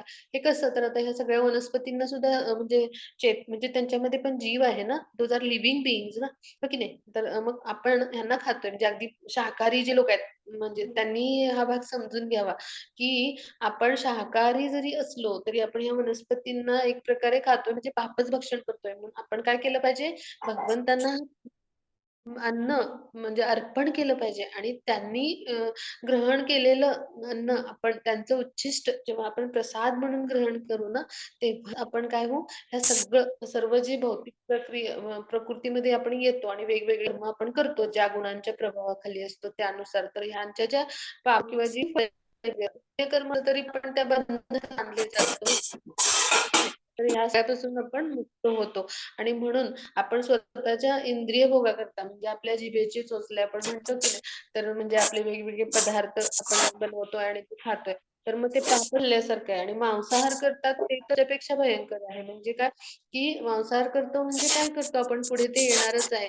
तर आपण ह्या वेगवेगळ्या योनीमध्ये आपल्याला जन्म मिळालेला असतो. म्हणजे मनुष्य 84 लक्ष योनीतून जेव्हा येतो, तेव्हा त्याला मनुष्य जन्म मिळतो. म्हणजे कुठलाही जीव, मनुष्य नव्हे, जीवात्मा. तर मग जेव्हा आपण मांसाहार करतो, तेव्हा ती भोग योनी आहे, निम्न योनी आहे. तर त्या योनीमध्ये तो जो पशु आहे, त्याचा अमुक महिने, अमुक दिवस, अमुक म्हणजे काळ जो काही जीवनक्रम असतो, तो आपण त्याची म्हणजे पुढची उत्क्रांती खंडित करतो, हो की नाही? आणि म्हणून त्याला पुन्हा जन्म घेऊन यावा लागतो. म्हणजे अशा प्रकारे ती हिंसा जी तर त्यामुळे जिद्द मानली म्हणजे आपल्याला प्राण्यांविषयी शिकायचे तर दया पाहिजे किंवा सहानुभूती, करुणा पाहिजे. म्हणजे जी 4 रेग्युलेटिव्ह प्रिन्सिपल्स मी सांगितले त्यामध्ये करुणा आहे. म्हणून आपण मांसाहार नाही केला पाहिजे. म्हणजे इतकं आणि मांसाहार करणारा जो व्यक्ती असतो त्यालाही कोणावर अवलंबून राहावं लागतं पहा. तर जो कोण पशु आहे तर तो सुद्धा पानं, फळं भाज्याच खातो निसर्गातल्या म्हणजे जे काही वनस्पती आहेत तोच खात असतो. म्हणजेच काय, की भगवंतांच्या इच्छेविना, भगवंतांच्या कृपेविना आपल्याला काहीही प्राप्त होऊ शकत नाही निसर्गातून. अगदी खनिजे सुद्धा व्यापारासाठी किंवा कारखान्यांसाठी, इंडस्ट्रीसाठी लागतात. ती सुद्धा कुठून उत्पन्न होतात तर पृथ्वी तत्वातून. म्हणजे भगवंतांच्याकडूनच हे सगळा पुरवठा आपल्याला होत असतो. ह्या पंचमहातत्वांचा म्हणजे अग्नी, जल, वायू, पृथ्वी किंवा म्हणजे आकाश ही तत्व आहेत. ह्या सगळ्याद्वारेच आपल्याला मिळत असतात आणि हे सगळे जे देवता आहेत, हे भगवंतांचे नित्यसेवक आहेत. तर मग हे बद्ध जीवच आहेत आपल्यासारखे. फक्त ते काय आहेत, त्यांना भौतिक शक्ती प्रदान केलेल्या आहेत त्यांनी आणि ते नित्य भगवंतांचे सेवक आहेत. आपल्यापेक्षा थोडेसे म्हणजे काय म्हणतो, की पुण्यात्मे आहेत. त्यांनी अनेक वर्ष तप केल्यामुळे मर्यादा जास्त असलेले, पण ते सुद्धा जीवात्मेच आहेत. म्हणजेच काय, की जेव्हा आपण भगवंतांना अर्पण केलेलं अन्न खाऊ, तेव्हा काय होईल, तर आपली शुद्धी होईल. अन्यथा काय होईल, आपण पापच भक्षण केल्यासारखं होईल. म्हणजे ह्या सगळ्या म्हणजे भौतिक प्रकृतीत जेव्हा म्हणजे आपण येतो, तेव्हा काय होतं, की आपण जी वेगवेगळी कर्म करत असतो, त्याद्वारे आपण तिच्या प्रभावाखालीच असतो आणि मग जोपर्यंत आपण कृष्ण भावनेमध्ये दृढ होत नाही किंवा भगवंतांच्या संतुष्टीसाठी कर्म करत नाही आणि किंवा त्यांना पहिलं आपण अन्न ग्रहण करत नाही, तर काय होईल, मग आपण भौतिक जंजाळातच अडकत राहू आणि त्याद्वारे आपलं पतन होईल. मग हे टाळायचं असेल, तर आपण काय केलं पाहिजे? कृष्ण भावनेत होण्याचा प्रयत्न पाहिजे आणि कृष्णाच्या संतुष्टीसाठी प्रत्येक गोष्ट कृष्णांना अर्पण केलेलं आपण अन्न प्रसाद म्हणून ग्रहण केलं पाहिजे. आणि असा जो भगवत भक्त तो काय तो अशा पद्धती कृष्णांना अर्पणलेलं अन्न म्हणजे ग्रहण करून सगळ्या पापी प्रक्रियांपासून मुक्त होतो. मग सर्व प्राणी मात्र अन्नधान्यावर जगतात. ते पावसापासून उत्पन्न होते आणि पाऊस यज्ञापासून उत्पन्न होतो आणि यज्ञ विहित कर्मापासून. हा उलट्या पद्धतीनं चक्र सांगितलंय. म्हणजे आपण जे आता अभ्यासलं म्हणजे सर्व प्राणी मात्र अन्नधान्यावर अवलंबून असतात आणि अन्नधान्य जे असतं ते पावसापासून निर्माण होतं आणि पाऊस कशापासून निर्माण होतो? यज्ञापासून. आता अभ्यासला आपण आणि यज्ञ हा कशापासून? तर विहित कर्मापासून आणि मग विहित कर्म हे कसं आहे? कोणी सांगितलंय तर भगवंतांनी वेदांमध्ये सांगितलंय आणि आपण म्हणून ते केलं पाहिजे. आणि मग अशा पद्धतीने जेव्हा आपण कर्म करतो, तेव्हा आपण काय होतो? कृष्ण भावनेमध्ये दृढ होतो. मग भगवत भक्त कसा असतो त्याचं उदाहरण दिलंय इथे चित्रामध्ये, की अशा पद्धतीनं कृष्णांच्या नामसंकीर्तन तो करत असतो. कृष्णाच्या संतुष्टीसाठी कार्य करत असतो. भक्तपरायण हे कुटुंब दाखवलंय. म्हणजे तो सत्वगुणामध्ये हळू स्थित होत जातो आणि मग त्याद्वारे भगवंतांच्या कृपेस तो पात्र होतो आणि मग असं जे करत असतो कृष्ण भावनेमध्ये कार्य, तो हळू मोक्ष मार्गावर दृढ होतो. आता आपण पुढे जाऊ. हां. मग आता मी सांगितलं तसं अ, भागवतामध्ये उल्लेख आहेत म्हणजे व्यास मुनींनी मी सांगितलं ना, की आधीच लिहून ठेवलं होतं. तर याच्यामध्ये म्हणजे भागवतामध्ये हे उल्लेख आहे. म्हणजे गुप्त स्वरूपात, की भागवताचा जो 11वा स्कंद आहे, त्याच्या 5व्या अध्यायाचा 32वा हा श्लोक आहे, की यज्ञे संकीर्तन प्रायर यजंतीही सुमेधसः. म्हणजे त्याच्यात उल्लेख आहे, की 500 म्हणजे 500 वर्षापूर्वी संन्यासाच्या वेशात भगवान श्रीकृष्ण स्वतः आले, चैतन्य महाप्रभू म्हणून. ते मध्यभागी आहेत ते चैतन्य महाप्रभू आहेत आणि हे जे बाजूला आहेत, तर हे त्यांचे म्हणजे शिष्य आहेत आणि हे सुद्धा भगवंतांचे विविध विस्तार जे आहेत अवतार तर त्यांचे हे म्हणजे भगवंतांचे हे पार्षद आहेत, की जे विविध विस्तार अवतारात आले. तर म्हणजे जेव्हा आपण पाहतो, की राजा जातो तेव्हा आपल्या सैन्यासह जातो, हो की नाही युद्धाला. तसंच भगवंत येतात तेव्हा आपले उत्तम निष्णात भक्त म्हणजे त्यांचे पार्षद म्हणजे भगवंतांचे ते एक प्रकारे अवतारच असतात. तर त्यांच्यासह येतात. मग इथे जे चित्रात पांढरी दाढी असलेले आहेत, तर ते अद्वैत आचार्य ते म्हणजे विष्णू आणि शिव यांचा संयोग आहे, मिश्रण आहेत. त्यांच्या शेजारी जे आहेत तर ते प्रभू नित्यानंद तर ते म्हणजे काय गुरुतत्व बलरामांचा अवतार आहेत. त्यानंतर इकडे शेजारी जे आहेत लाल वेशात पाठीमागे हां, तर ते कोण आहेत?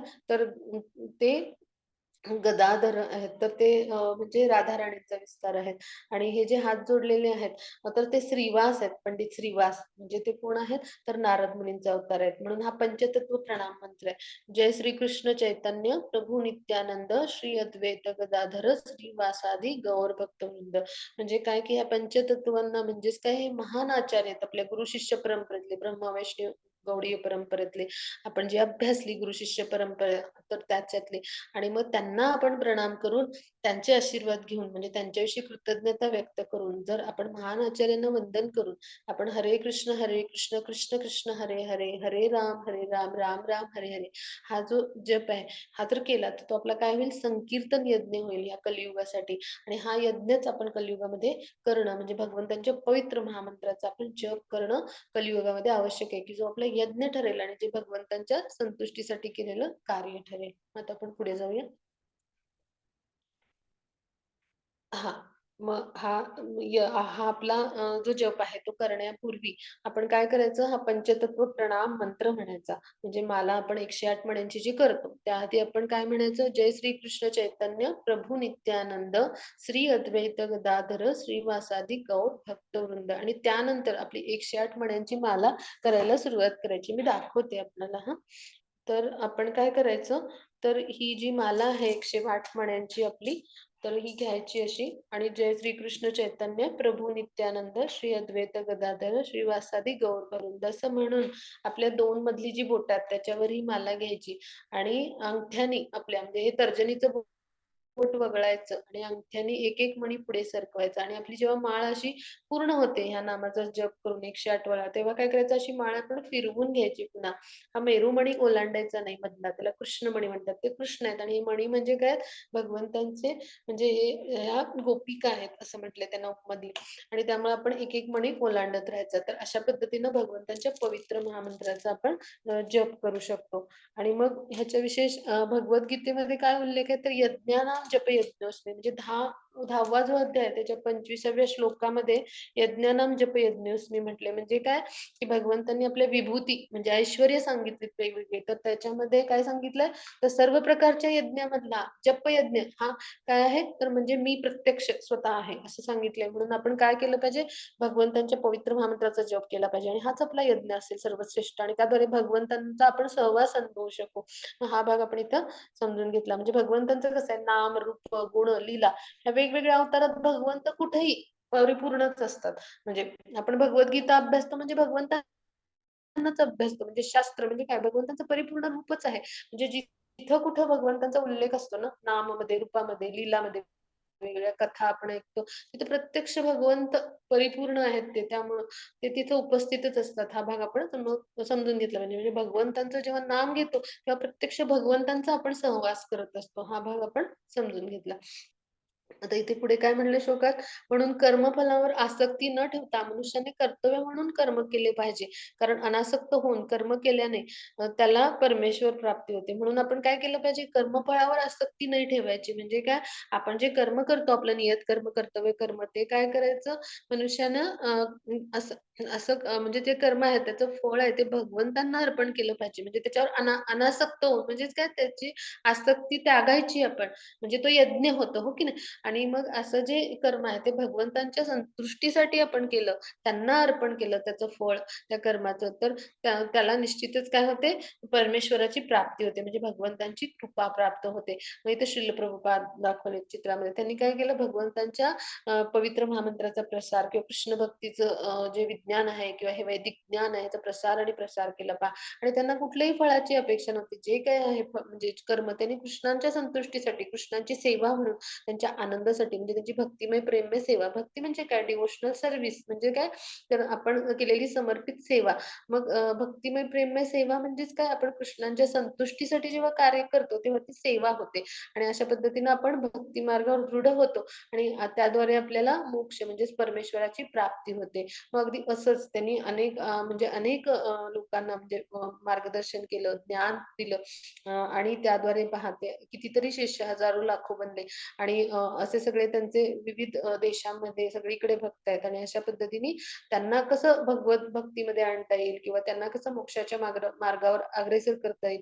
तर हे सगळं म्हणजे त्यांनी कुठलीही अपेक्षा न ठेवता केली आणि त्यामुळे काय झालं, की भगवंतांची त्यांच्यावर कृपा झाली. म्हणजे किती पहा म्हणजे त्यांनी त्यांच्या म्हणजे पुण्य म्हणजे त्यांचं जे पुण्यस्मरण आहे. त्याआधीच त्यांनी म्हणजे 100हून जास्त कृषी संस्था, गुरुकुलं आणि वेगवेगळे आश्रम, मंदिरं ही स्वतः पाहिली होती. म्हणजे इतकं विपुल प्रमाणात 10 वर्षात कार्य एखाद्या सामान्याला शक्य आहे का हो? तुमच्या माझ्यासारख्या आपण विचार करूया थोडासा.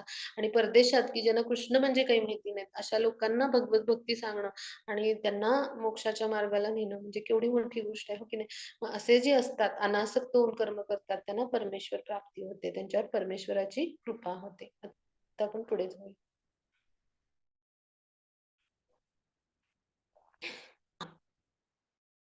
हा काय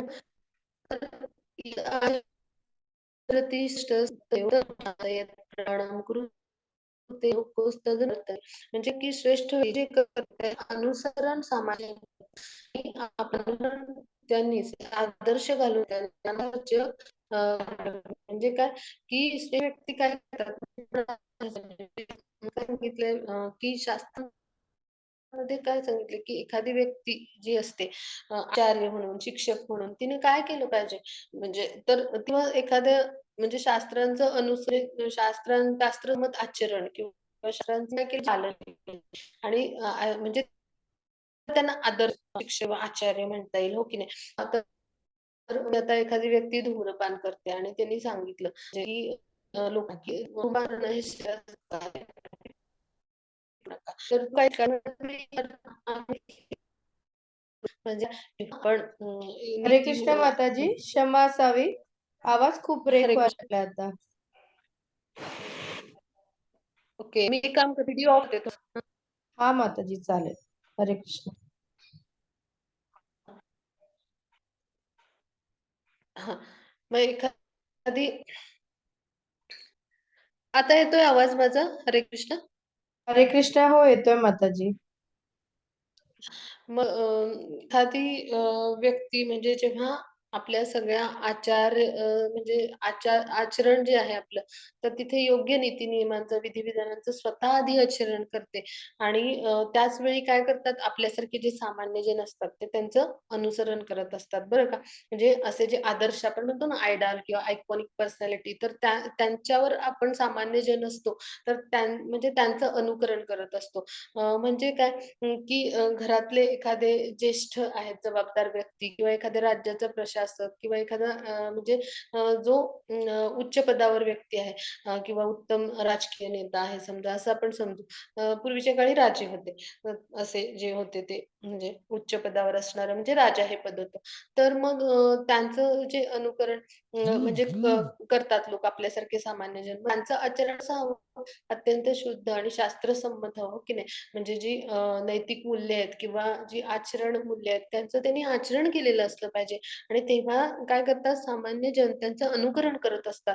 मग आपल्या अनुसरणीय कृत्याने ते काय करत असतात, एक आदर्श निर्माण करत असतात, घालून देत असतात, की साऱ्या जगानं त्यांचं कार्याचं अनुसरण केलं पाहिजे. म्हणजे इथे चित्रात पहा म्हणजे जी आई आहे, जे बेबी डक आहेत म्हणजे जे पिल्लं आहेत, तर ते त्या म्हणजे त्यांची जी आई आहे तिच्या पाठोपाठ जात आहेत पहा म्हणजे mother duck is followed by baby ducks तसं.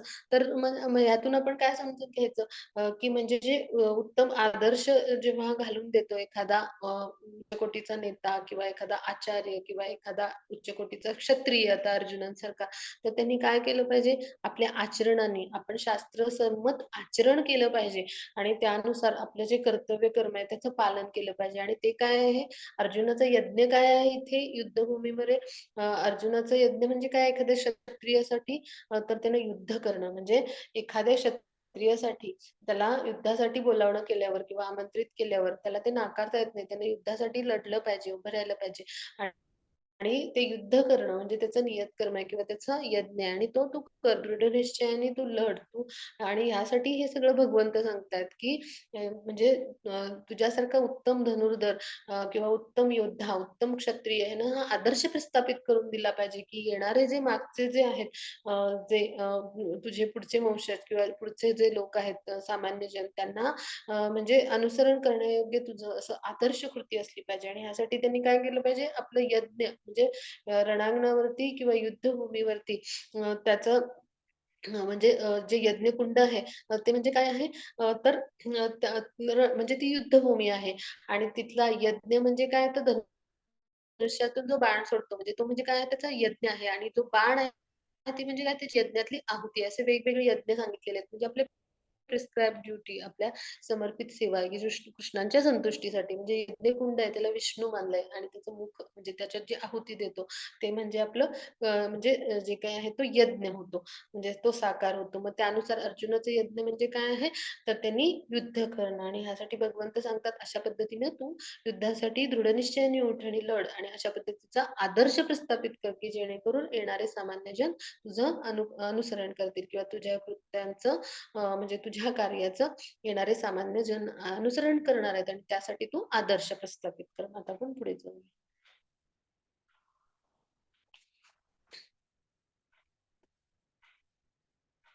हां, म्हणजे इथे काय सांगितलंय आता अर्जुनाला हा प्रश्न होता, की घराणेशाहीचा नाश होईल. म्हणजे काय जर मी नियत कर्म केलं नाही, तर मग हे सगळं म्हणजे अवांछित संतान किंवा अनावश्यक लोकसंख्या उत्पन्न होईल आणि मग ह्याच्या नाशाला मीच कारणीभूत होईल वगैरे असं त्याला वाटत होतं किंवा प्राणीमात्रांची शांतता म्हणजे भंग पावेल. म्हणजेच काय की अशा पद्धतीचं म्हणजे जेव्हा आचरण एखाद्या व्यक्तीकडून होतं म्हणजे भौतिक ह्या जगामध्ये, भौतिक संसारामध्ये तर अनावश्यक लोकसंख्या वाढते आणि मग समाजाची शांतता भंग होते आणि मग असं शास्त्रप्रमाणित नीती-नियम जे असतात, तर ते काय करत असतात, त्याचं पालन केल्यामुळे समाजामध्ये आपोआप शांतता अशी आणि आध्यात्मिक जीवनात सुद्धा तिथली जी सामान्य लोकं असतात, तर त्यांची प्रगती होत असते.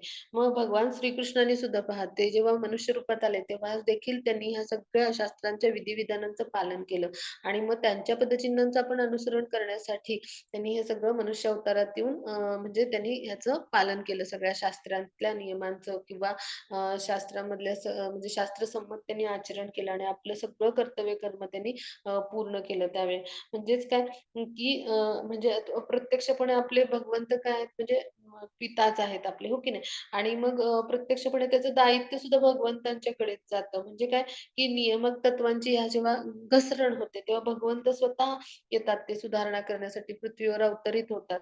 हे आपण आता 4थ्या अध्यायात पुढे पाहणार आहोत 3ऱ्या मध्ये. तर मग हे आपण जाणलं पाहिजे, की म्हणून आपण भगवंतांच्या पदचिन्हांचं अनुसरण केलं पाहिजे. आपण अनुकरण नाही करायचं. कारण आपण ते भगवंत नाही आहोत, हो की नाही? म्हणजे भगवंतांनी बाल्यावस्थेत गोवर्धन पर्वत उचलला. पण आपण काही आपल्यासारखे सामान्य मनुष्य हे काही म्हणजे असं काही करू शकणार नाही, अनुकरण करू शकणार नाही. म्हणून आपण काय करायचं भगवंतांच्या उपदेशांचं पालन करायचं. की म्हणजेच ते उपदेश कुठे आहेत शास्त्रामध्ये आहेत किंवा भगवद्गीतेमध्ये आहेत किंवा भागवतामध्ये आहे. मग हे आपण जेव्हा करतो, तेव्हा काय होतं ते भगवंतांच्या उपदेशांचं आपण पालन केल्यामुळं आपण भगवंतांच्या कृपेस पात्र होतो आणि आपल्यासाठी ते हितकारक असतात आणि त्यामुळे काय होतं आपल्याला भगवंतांची कृपा प्राप्त होऊन मोक्षाचा मार्ग असतो तो खुला होतो. मग इथं आपण हे ध्यानात घेतलं पाहिजे, की आपण भगवंताचे सेवक आहोत, प्रामाणिक सेवक आहोत. मग आपण त्यांच्या आदेशाचं पालन केलं पाहिजे. ते आपण स्वामींच्या आदेशाचं आपल्या पालन केलं पाहिजे. अन्यथा काय होईल, आपण जर ते केलं नाही आणि आपण जर स्वतःला भगवंतासमानच मानलं, की आणि मग त्याद्वारे समजा एखाद्या व्यक्तीने ठरवलं, म्हणजे आपण कोण आहोत? शक्तिहीन मनुष्य आहोत आणि भगवंत महाशक्तिमान आहेत. आपल्याला मुक्ती देणारे असे ईश्वर श्रेष्ठ पदावर भगवंत आहेत.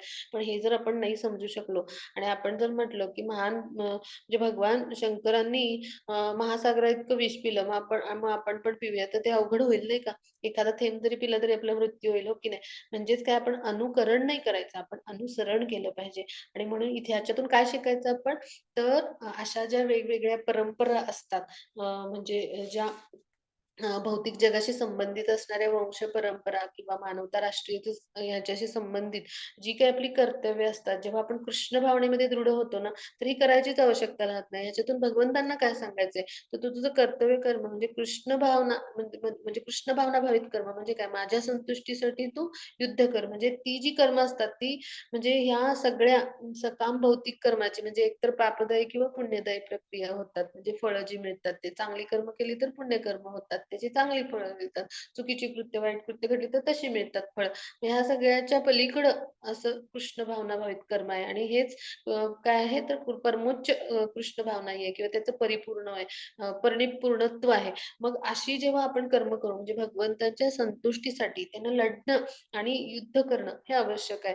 म्हणजे कृष्ण भावनायुक्त कार्य केल्यामुळे काय होतं मनुष्य स्वतःचं कुटुंब, समाज, राष्ट्र, मानवता इत्यादीशी संबंधित सगळी कर्तव्य आपोआपच पूर्ण होतात आणि ती सेवा होते. त्या सगळ्यांना तो संतुष्ट करतो. म्हणजे श्रीकृष्णांच्या संतुष्टीसाठी कार्य झालं, की आपोआपच सगळ्यांच्या संतुष्टीसाठी कार्य होतं आणि म्हणून भगवंत सांगतात, की असं आपण कर्म केलं पाहिजे. आणि मग ह्यातून ते काय सांगतात, की अर्जुनानी मग ह्या सगळ्या कुटुंब परंपरा वगैरे ह्याच्याकडे लक्ष न देता आपण काय केलं पाहिजे, तर भगवंतांच्या संतुष्टीसाठी कर्म केलं पाहिजे. आणि ते म्हणजे काय, युद्धासाठी त्यांनी लढणं आणि युद्धासाठी दृढनिश्चयाने त्यांनी लढून तिथे युद्धामध्ये शत्रू विरुद्ध लढून विजय संपादन करणं हे क्षत्रियाचं कर्तव्य आहे. मग ते त्यांनी करायला हवं. आता आपण पुढे जाऊ.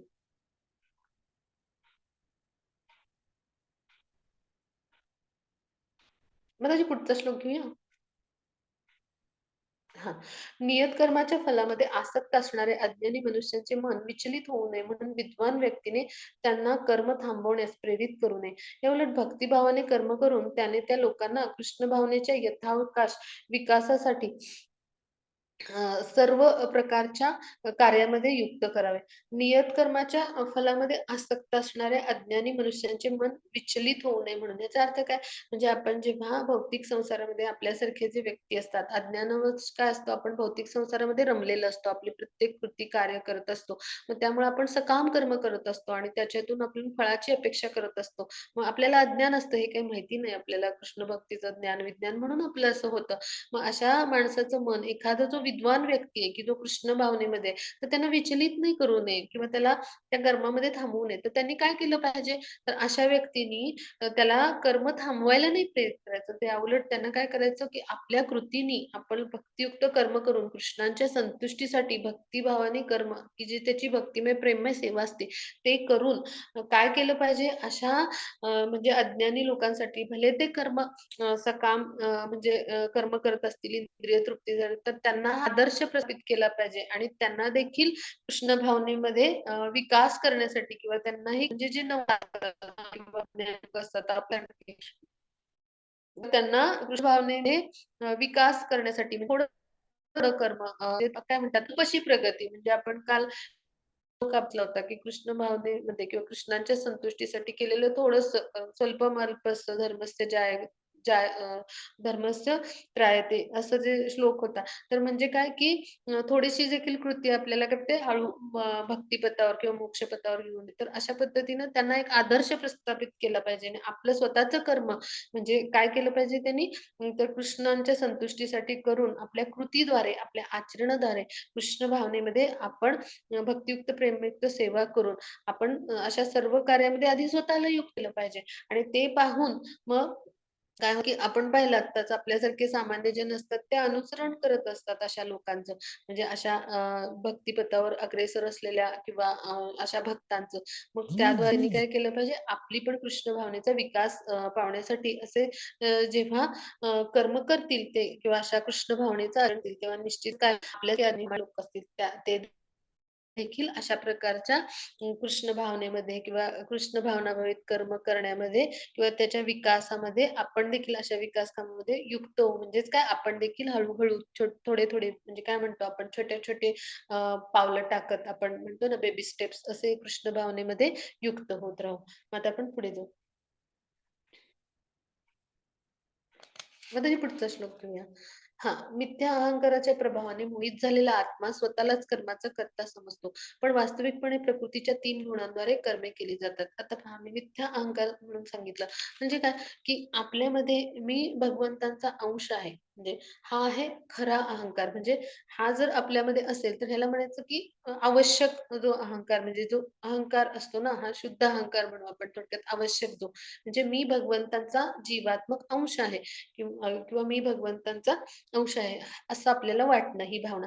पण मिथ्या म्हणजे काय? तर आपण स्वतःलाच कर्ता समजतो. ह्याला म्हणायचं खोटा अहंकार. म्हणजे आपण स्वतःला शरीर समजतो आणि आपण स्वतःलाच कर्ता समजतो आणि हे जे काही आहे भौतिक प्रकृती, ही माझ्या आनंदासाठी, मी उपभोग घेण्यासाठी असं आपल्याला वाटतं. आपण भौतिक प्रकृतीमध्ये जेव्हा येतो आणि त्याद्वारे काय करतो आपण तर म्हणजे भौतिक प्रकृतीमध्ये इंद्रिय तृप्ती आपल्या वेगवेगळ्या इच्छा, आकांक्षा, कामना पूर्ण करण्यामध्ये आपण म्हणजे आपलं जी कर्म असतात ती त्या म्हणजे त्यांनी प्रभावित होऊन त्यामध्ये आपण व्यस्त असतो. म्हणजेच काय ही भौतिक प्रकृती आहे ती सत्व, रज, तम या 3 गुणांच्या माध्यमातून कार्य करत असते आणि मग तीच कर्ता असते. म्हणजे आपल्यामध्ये जो गुण प्रभावी आहे ना त्यानुसार आपली कर्म ठरतात. म्हणजे सत्वगुण म्हणजे काय सगळ्या चांगुलपणाच्या परोपकारी कृती. रजोगुण म्हणजे काय सगळ्या उत्कटतेच्या कृती अशा इम्पल्सिव्ह बिहेवियर म्हणतात त्या. किंवा तमोगुण म्हणजे सगळ्या अज्ञानाच्या मूर्खपणाच्या कृती म्हणजे समाजाच्या कल्याणासाठी कुठल्या कृतीच होत नाहीत त्यांच्याकडून थोडक्यात म्हणजे पुढे आपण डिटेलमध्ये अभ्यास करणार आहोत. तर अशा ज्या कृती असतात तर त्यांना म्हणजे त्या ज्या प्रकृतीच्या 3 गुणांद्वारे ही कर्म केली जातात आणि मग आपण काय होतं की आपण या मिथ्या अहंकाराच्या प्रभावामुळं आपणच स्वतःला कर्ता मानतो आणि मग त्यामुळे आपल्याला माहीतच नाही की हे भगवंतांच्या आपलं शरीर आहे ते भगवंतांच्या अध्यक्षतेखाली कार्य करतंय किंवा भौतिक प्रकृतीचं पण नियंत्रण कोण करतात? तर भगवंत स्वतः करतात. भगवंतांची ती विस्तार म्हणजे वेगवेगळ्या शक्ती आहेत. पुढे आपण अभ्यासणार आहोत 7व्या अध्यायापासून 7वा, 9वा ह्याच्यामध्ये 11व्या पर्यंत 7व्या अध्यायात ते वर्णन आलेलं आहे, की भगवानच्या या वेगवेगळ्या ज्या भौतिक म्हणजे प्रकृतीमधल्या विस्तारित शक्ती आहेत ना, त्यापैकी एक आहे ही म्हणजे भौतिक मायाशक्ती आणि त्याचं संच किंवा नियंत्रण तर मग आपण आणि त्यामुळे काय करतो, की आपण सगळं स्वतःकडे घेतो. खरं तर हे भगवंतांच्या कृपेमुळे सगळं आपल्याला मिळत असतं आणि त्याद्वारे आपलं म्हणजे शरीर असतं ते म्हणजे भगवंतांच्या म्हणजे कृपा प्राप्त करण्यासाठी आपण हे स्थूल आणि सूक्ष्म शरीर हे भगवंतांच्या आज्ञेनुसार म्हणजे कार्य करण्यासाठी आपल्याला ह्या प्रकृतीमध्ये आपण येतो आणि आपल्याला हे शरीर मिळतं. म्हणजे हे सगळं भगवंतांचं नियोजन असतं बरं का आणि म्हणून आपण शारीरिक आणि मानसिक कार्य अशी करायला पाहिजेत, की जी भगवंतांच्या सेवेमध्ये आपण युक्त होऊ. पण आपण काय करतो, आपण अज्ञानामुळे हे विसरतो, की भगवंतच हे आपल्या इंद्रियांचे स्वामी आहेत. म्हणून त्यांना आपण ऋषिकेश म्हटलंय, अभ्यासलं पहिल्या अध्यायात.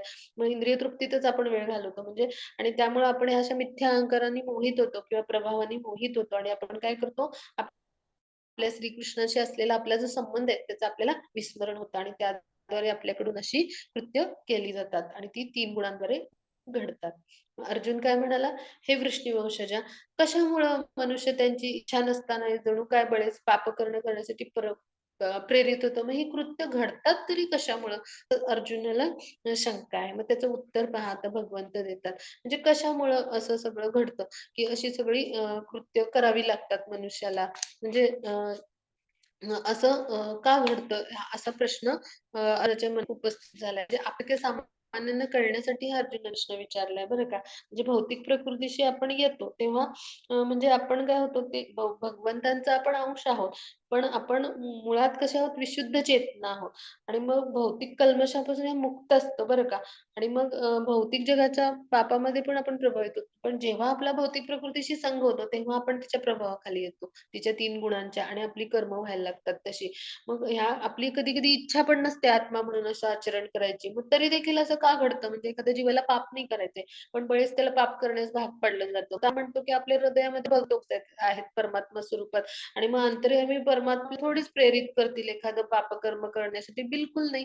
म्हणजेच काय तर कशामुळं घडतं? तर इतर कारणामुळे घडतात. मग कोणामुळे घडतात? तर प्रकृतीच्या 3 गुणांच्या प्रभावामुळे. मग तो कसा प्रेरित होतो अशी करायला ते आता आपण पुढच्या श्लोकामध्ये अभ्यास मग त्याची पुढचा श्लोक घेऊया. स्लाईड. हां, मग आपण आता हा श्लोक ऐकूया. धूमेन प्रियते वह्निधा आदर्शो मलेन च यथोल्बेनावृतो गर्भस्तथा तेनेदमावृतम्. ज्याप्रमाणे धुळीने वाऱ्याने वेष्टी जातो, त्याचप्रमाणे जीव या कामात विविध प्रमाणात आच्छादलं जातं. आता इथे चित्रात पहा 3 चित्र दाखवलीत. तर त्याचा आपण खूप छान अर्थ समजून घेणार आहोत. म्हणजे काय, एक आपण ज्या भौतिक प्रकृतीमध्ये येतो, तेव्हा काय होतं, की आपण विशुद्ध चेतना असतो. म्हणजे भगवत प्रेम आपल्या हृदयात असतं आणि आपण शुद्ध आत्मा असतो. भगवंतांचा शुद्ध जीवात्मक अंश असा असतो आपण आणि प्रकृतीशी संग होतो. तेव्हा काय होतं आपल्यामधलं जे भगवत प्रेम असतं ना आपल्या हृदयात जे असलेलं विशुद्ध भगवत प्रेम जे आपण भगवंतांचा अंश जे गुणांनी समान भगवंतांना जसं प्रेम आहे किंवा सगळे गुण आहेत भगवंतांना तसे आपल्यामध्ये पण सगळे गुण आहेत हो की नाही आणि असं जे प्रेम आहे ते आपल्यामध्ये असतं हृदयात. पण आपण या भौतिक प्रकृतीला जो गुणाशिवाय आपला संपर्क येतो प्रकृतीमध्ये तेव्हा त्याचं रूपांतर कामामध्ये होतं. काम म्हणजे काय तीव्र इच्छा, वासना आपण म्हणतो ना लस्ट किंवा डिझायर्स तर असं. आणि त्याद्वारे काय होतं, कामामध्ये रूपांतर झाल्यावर म्हणजे जसं आंबट चिंचेमुळे एखादं दुधाचं दह्यात रूपांतर होतं ना, तसं होतं ते. मग भगवंताची जी आपली प्रेमभावना आहे ना, शुद्ध प्रेमभावना भगवंतांशी मध्ये जी आहे, तीच असते आपल्यामध्ये. तर काम करत होतं. मग ती नाही झाली, की त्याचं रूपांतर क्रोधात. कालपंचक्र अभ्यासलं ते कामामुळे क्रोध उत्पन्न होतो. म्हणजे इच्छा पूर्ण नाही झाली तर आसक्ती आपल्याला अटॅचमेंट निर्माण होते. क्रोधाचं रूपांतर मोहात म्हणजे बुद्धी भ्रमित होते आणि बुद्धीचा म्हणजे स्मरणशक्तीचा गोंधळ होतो आणि त्यामुळे काय होतं बुद्धी भ्रंश म्हणजे आपण बुद्धिभ्रष्ट होते आणि मग अशा पद्धतीने आपण मोहामुळं ह्या भौतिक प्रकृतीमध्ये अशी कार्य करतच राहतो आणि म्हणजे आपल्याला या कामातूनच मग पुढे काय होतं आपण म्हणजे भौतिक कार्य करतच राहतो आणि मग क्रोध म्हणजे काय राग येणे तमोगुणाचं घटक आहे आणि मग त्यामुळं काय होतं की रजो आणि तमोगुणामुळं आपलं काय होतं अधःपतन म्हणजे होतं. म्हणजे ह्या भौतिक प्रकृतीच्या या विविध गुणांच्या मध्ये आपण ह्या सगळ्या अशा मग हे असं घडत असतं. मग इथे आता चित्र जे दाखवलंय, मग काय आपल्या प्रत्येक जीवामध्ये काय असतं की जी म्हणजे त्यांना हा आहे धूळ म्हणजे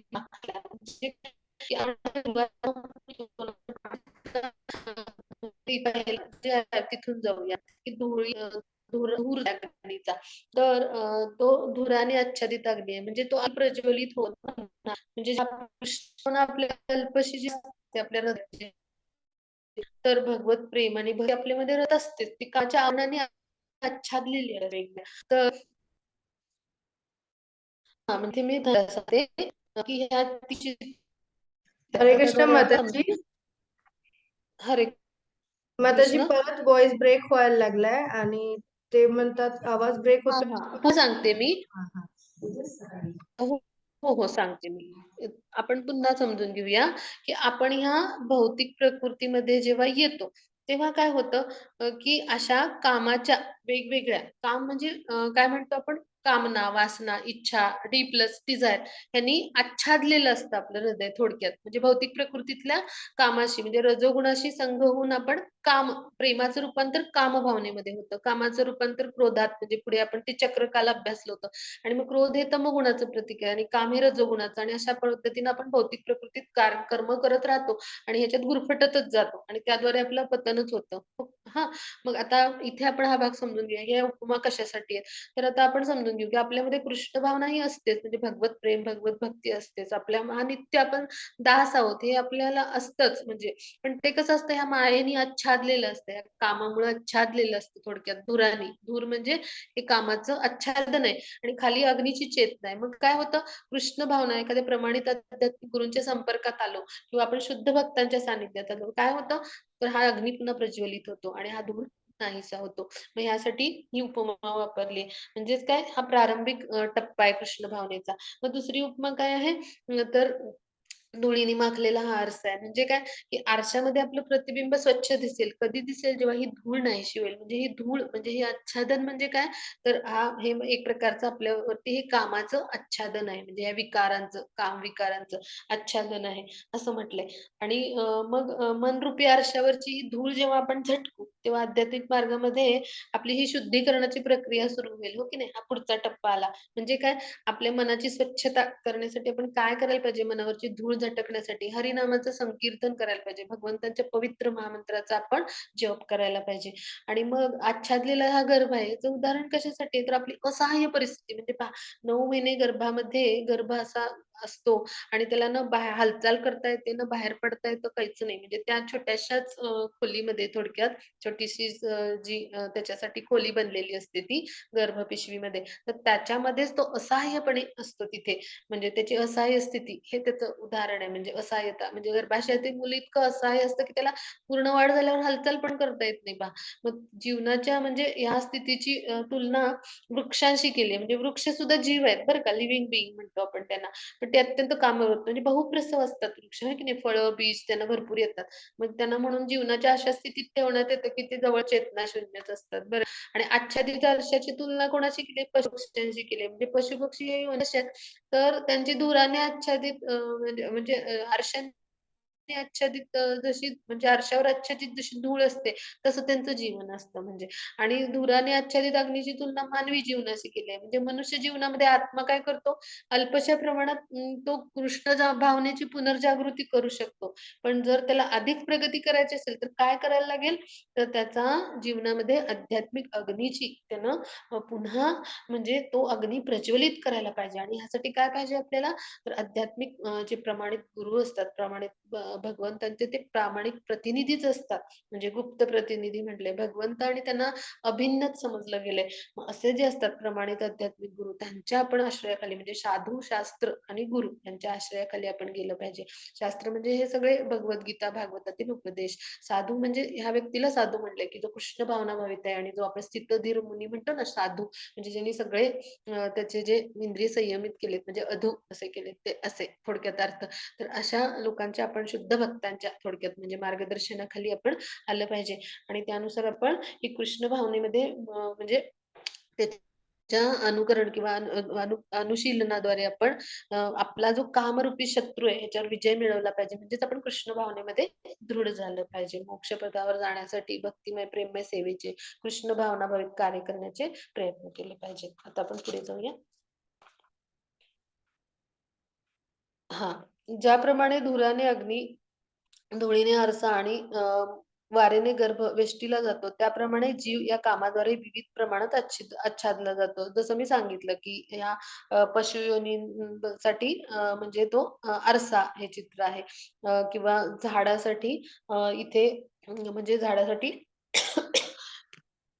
म्हणजे झाड हे म्हणजे त्या गर्भासाठी म्हणजे जे चित्र आहे, तर ते म्हणजे जे वनस्पती किंवा झाडं, वृक्ष ह्यांच्यासाठी आहे.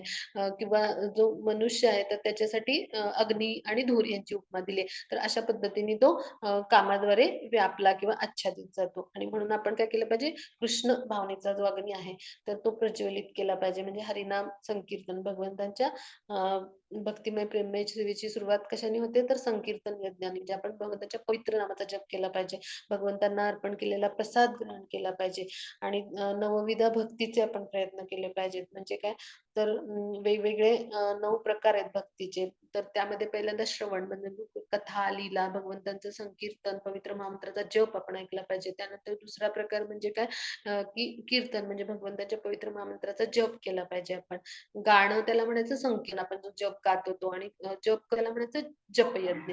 मग त्यानंतर आपण काय केलं पाहिजे तर अर्चन म्हणजे काय की भगवंतांना म्हणजे भगवंतांची आपण पूजा केली पाहिजे. त्याला म्हणायचं अर्चन भक्ती. त्यानंतर आपण काय केलं पाहिजे तर वंदन म्हणजे भगवंतांना आपण नमस्कार केला पाहिजे. भगवंतांच्या अर्चविग्रहांना आपण नमस्कार, वेगवेगळ्या प्रार्थना केल्या पाहिजेत. तर त्यांना म्हणायचं वंदन भक्ती.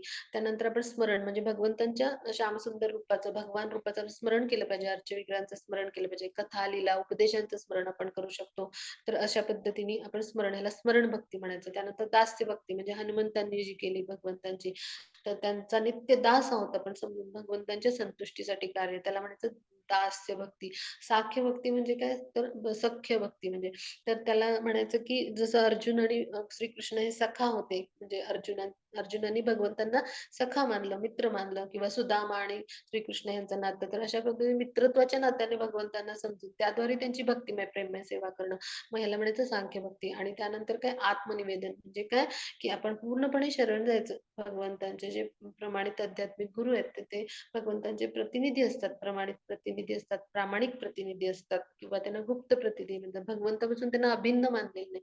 तर त्यांना शरण जाऊन आपण त्यांच्या मार्गदर्शनानुसार, त्यांच्या मार्गदर्शनाखाली ज्ञान प्राप्त करून भगवंतांच्या भक्तिमय प्रेमसेवेचे प्रयत्न करतो. तेव्हा ही नवविध भक्ती ठरते. असे आपण प्रयत्न केले पाहिजेत आणि आपला जो कृष्ण भावनेचा अग्नी आहे ना, आपल्या हृदयामध्ये तो असतो. मायेने आच्छादित झालेला असतो. म्हणजे रजोगुणामुळे, तमोगुणाने, त्या कामामुळे.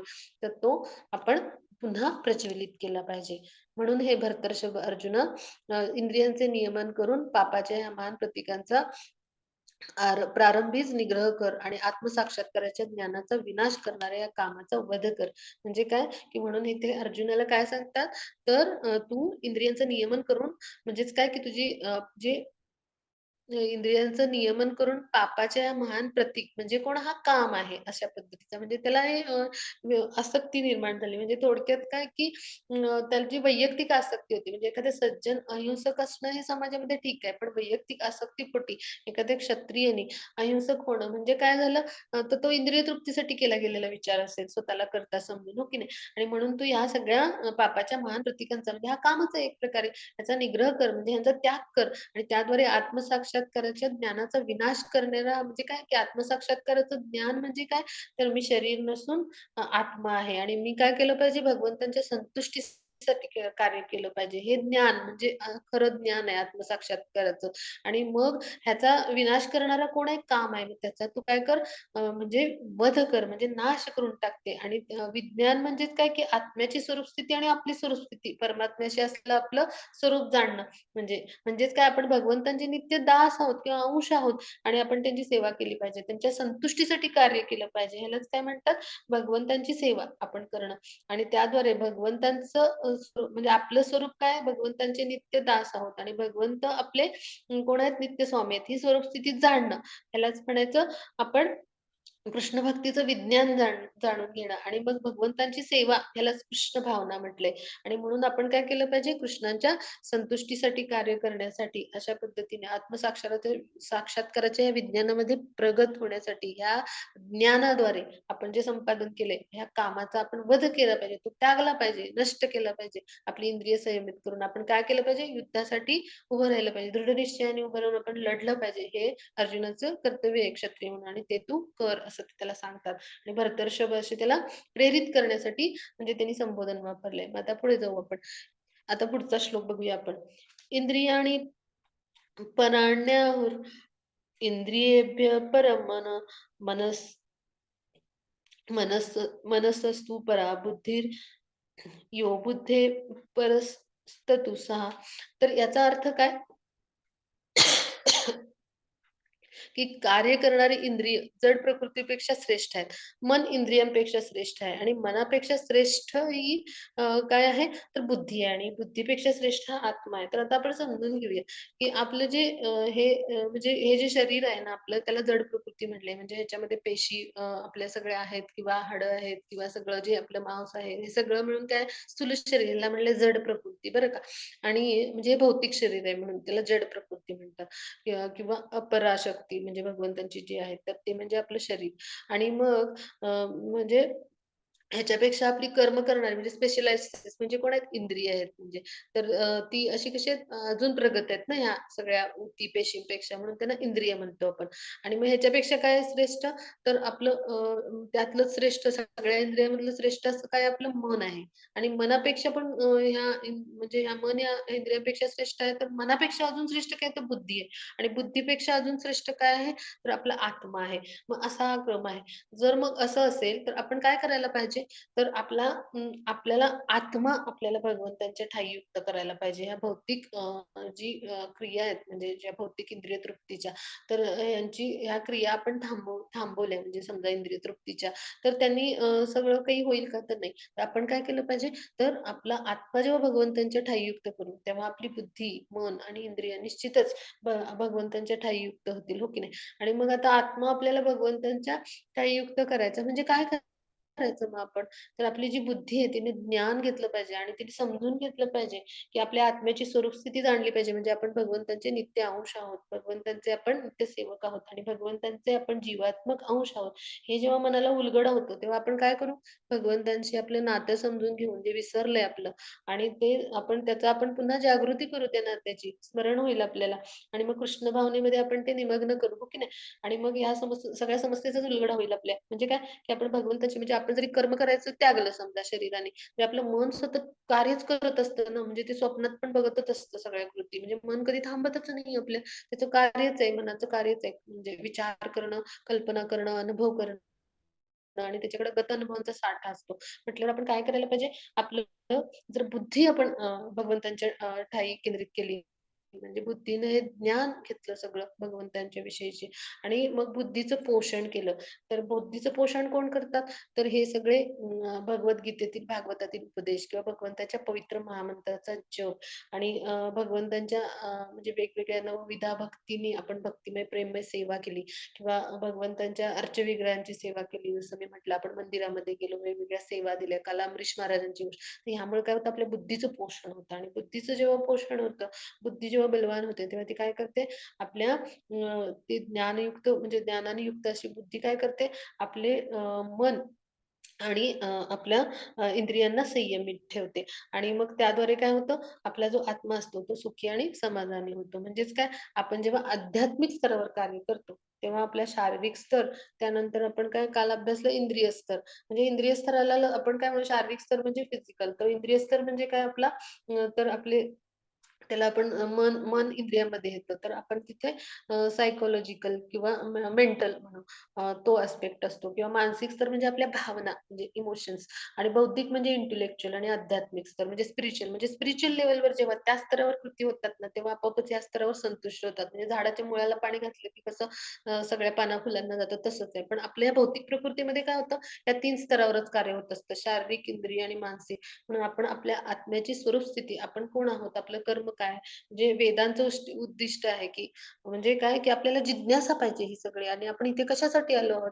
म्हणजे तर हे सगळं आपण जेव्हा प्रयत्न करतो, तेव्हा निश्चितच आपल्याला आध्यात्मिक स्तरावर आपण कृष्ण भावनेमध्ये हळू दृढ व्हायला लागतो आणि ह्या बुद्धीचा आपण असा उपयोग केला पाहिजे आणि भगवंतांना शरण जाऊन बुद्धीद्वारे आपलं मन कृष्ण भावनेमध्ये आपण रममाण केलं पाहिजे म्हणजे आणि त्यामुळे काय होईल, बुद्धी बलशाली असली, तर कसं होईल, आपली इंद्रिय कशी होईल, की दात काढलेल्या सापाप्रमाणे काल जसं मी म्हटलं तसं, ती निरुपद्रवी होतील आणि त्यामुळे ती भगवंतांच्या ठायी युक्त होतील आणि मग काय होईल, आपला आत्मा सुखी समाधानी होईल आणि आपलं प्रत्येक कर्म कसं होईल, श्रीकृष्णांच्या संतुष्टीसाठी होईल, की ज्याद्वारे आपण मोक्ष मार्गावर अग्रेसर होऊ. मग त्याची पुढची स्लाईड घेऊया. हां, मग इथे चित्र दिलंय. इथे आपला अध्याय संपणार आहे. मी थोडक्यात हे सांगते. आपली इंद्रियांना उपमा कशाला दिली, तर आपली ही सगळा जे जीवन रथ आहे ना, म्हणजे तर तो रथाची उपमा दिली. म्हणजे आपलं जे जीवन आहे, भौतिक जीवन त्याला, भौतिक संसारातलं, म्हणजे ते कसं आपलं लाकडापासून बनलेलं असतं, आपण पाहिलं असेल तर पहा. तर मग तो जळला की नष्ट होतो. तसं आपलं शरीर इथे येतं आणि ते नष्ट होतं आपल्या मृत्यूच्या वेळी, हो की नाही? मग आपल्याला दुसरा म्हणजे आपला आत्मा दुसरा शरीर घेतो पहा. म्हणजेच काय, की हा जीवनरथ म्हणजे आपलं स्थूल शरीर म्हणजे जीवनरथ म्हटले. मग त्याची इंद्रिय काही घोडे आहेत बरं का, म्हणजे इंद्रियांच्या विषयांकडं ते विषय वस्तूंकडे धावत असतात. मग मन म्हणजे दोर असेल तर आणि ती आवरावी लागते घोड्यांना असं व्यवस्थित. तो म्हणजे मन आहे बरं का लगाम आणि त्याचा चालक म्हणजे कोण आहे? तर त्याचा बुद्धी हा चालक आहे आणि त्याचा प्रवासी म्हणजे आत्मा आहे पहा. तर हे आपल्याला समजायला सोपं जाईल. मग आपला चालक जर कमजोर असेल तर काय होईल? आपलं मन बलवान होईल आणि मग इंद्रिय विषय जिकडे धावतायत तिकडे आपला रथ सुसाट धावेल आणि मग त्यामुळे काय होईल? बुद्धीचा आपल्या चालकाचा ताबा सुटल्यामुळे आपल्या आत्म्याचा प्रवास कसा होईल? म्हणजे रोडवर खाचखळगे असतील तर आपण भरधाव सुटलो तर त्रासदायक, क्लेशदायक, दुःखदायक होईल ना, मग अगदी असंच होतं. म्हणजे आपण या भौतिक संसारात येतो तेव्हा. मग आपण काय करायला पाहिजे? आपली बुद्धी बलवान बनवली पाहिजे. बुद्धीचं पोषण कोण करतात? तर भगवंतांच्या पवित्र महामंत्राचा जप, भगवंतांना अर्पण केलेला आपण प्रसाद ग्रहण करतो. तेव्हा काय होतं? आपली बुद्धी शुद्ध व्हायला लागते म्हणजे बुद्धीची शुद्धीकरणाची प्रक्रिया होते आणि त्याद्वारे काय होतं? बुद्धी बलवान बनते. नवविधा भक्तीद्वारे किंवा भगवंतांची भक्तिमय, प्रेममय सेवेद्वारे बुद्धीचं पोषण होतं आणि त्याद्वारे काय होतं? बुद्धी जेव्हा बलवान, आपला चालक जेव्हा बलवान होईल, तेव्हा तो काय मनाची लगाम अशी घट्ट धरेल ना, मन पण संयमित होईल. म्हणजे मन ही भगवंताच्या ठायी युक्त होईल आणि आपली इंद्रिय युक्त होतील आणि त्यामुळे आपल्या आत्म्याचा प्रवास कसा सुखाचा, समाधानाचा होईल. मग हेच आपण करणं अपेक्षित आहे. म्हणून आपण काय केलं पाहिजे, भगवंतांच्या ठायी आपण बुद्धीने जाणून घेऊन आपली बुद्धी भगवंतांच्या ठायी युक्त केली पाहिजे आणि कृष्ण भावनेमध्ये आपण रममाण झालं पाहिजे. हे आजच्या अध्यायाचं आपण म्हणजे सार आहे किंवा आपण हे शिकलो म्हणजे मनुष्यानं विचारपूर्वक आध्यात्मिक बुद्धीद्वारे आपल्या मनाला स्थिर केलं पाहिजे आणि आध्यात्मिक शक्तीद्वारे ही जी कामरूपी आपला शत्रू आहे थोडक्यात मन शत्रू बनतं. मन जर बलवान असेल तर आपलं शत्रू बनतं आणि ह्या वेगवेगळ्या घटना ज्या समाजामध्ये घडतात हिंसा म्हणजे युद्ध होतं किंवा भांडण होते हे कशाचं लक्षण आहे तर अनियंत्रित मनाचं म्हणजे बलवान मन बनतं. तर आपल्याला काय करायचंय मनावर विजय मिळवायचा आहे आणि बुद्धी काय करते निर्णय घेत असते. मन आणि इंद्रियांना ती म्हणजे एक प्रकारे त्यांच्यावर अनुशासन करत असते. म्हणून आपण काय करायचं बुद्धी बलवान करायची आणि बुद्धिरूपी ह्या म्हणजे शस्त्राद्वारे किंवा बुद्धी रूपी ज्ञानाच्या शस्त्राद्वारे आपण काय केलं पाहिजे? आपल्या आध्यात्मिक शक्तीद्वारे आपण कामरूपी या अतृप्त शत्रूवर विजय मिळवला पाहिजे. मग इथे आता आपला अभ्यास संपला. तर कुणाला काही शंका असतील तर विचारूया. हरे कृष्ण. आता जी रेकॉर्डिंग स्टॉप करूया.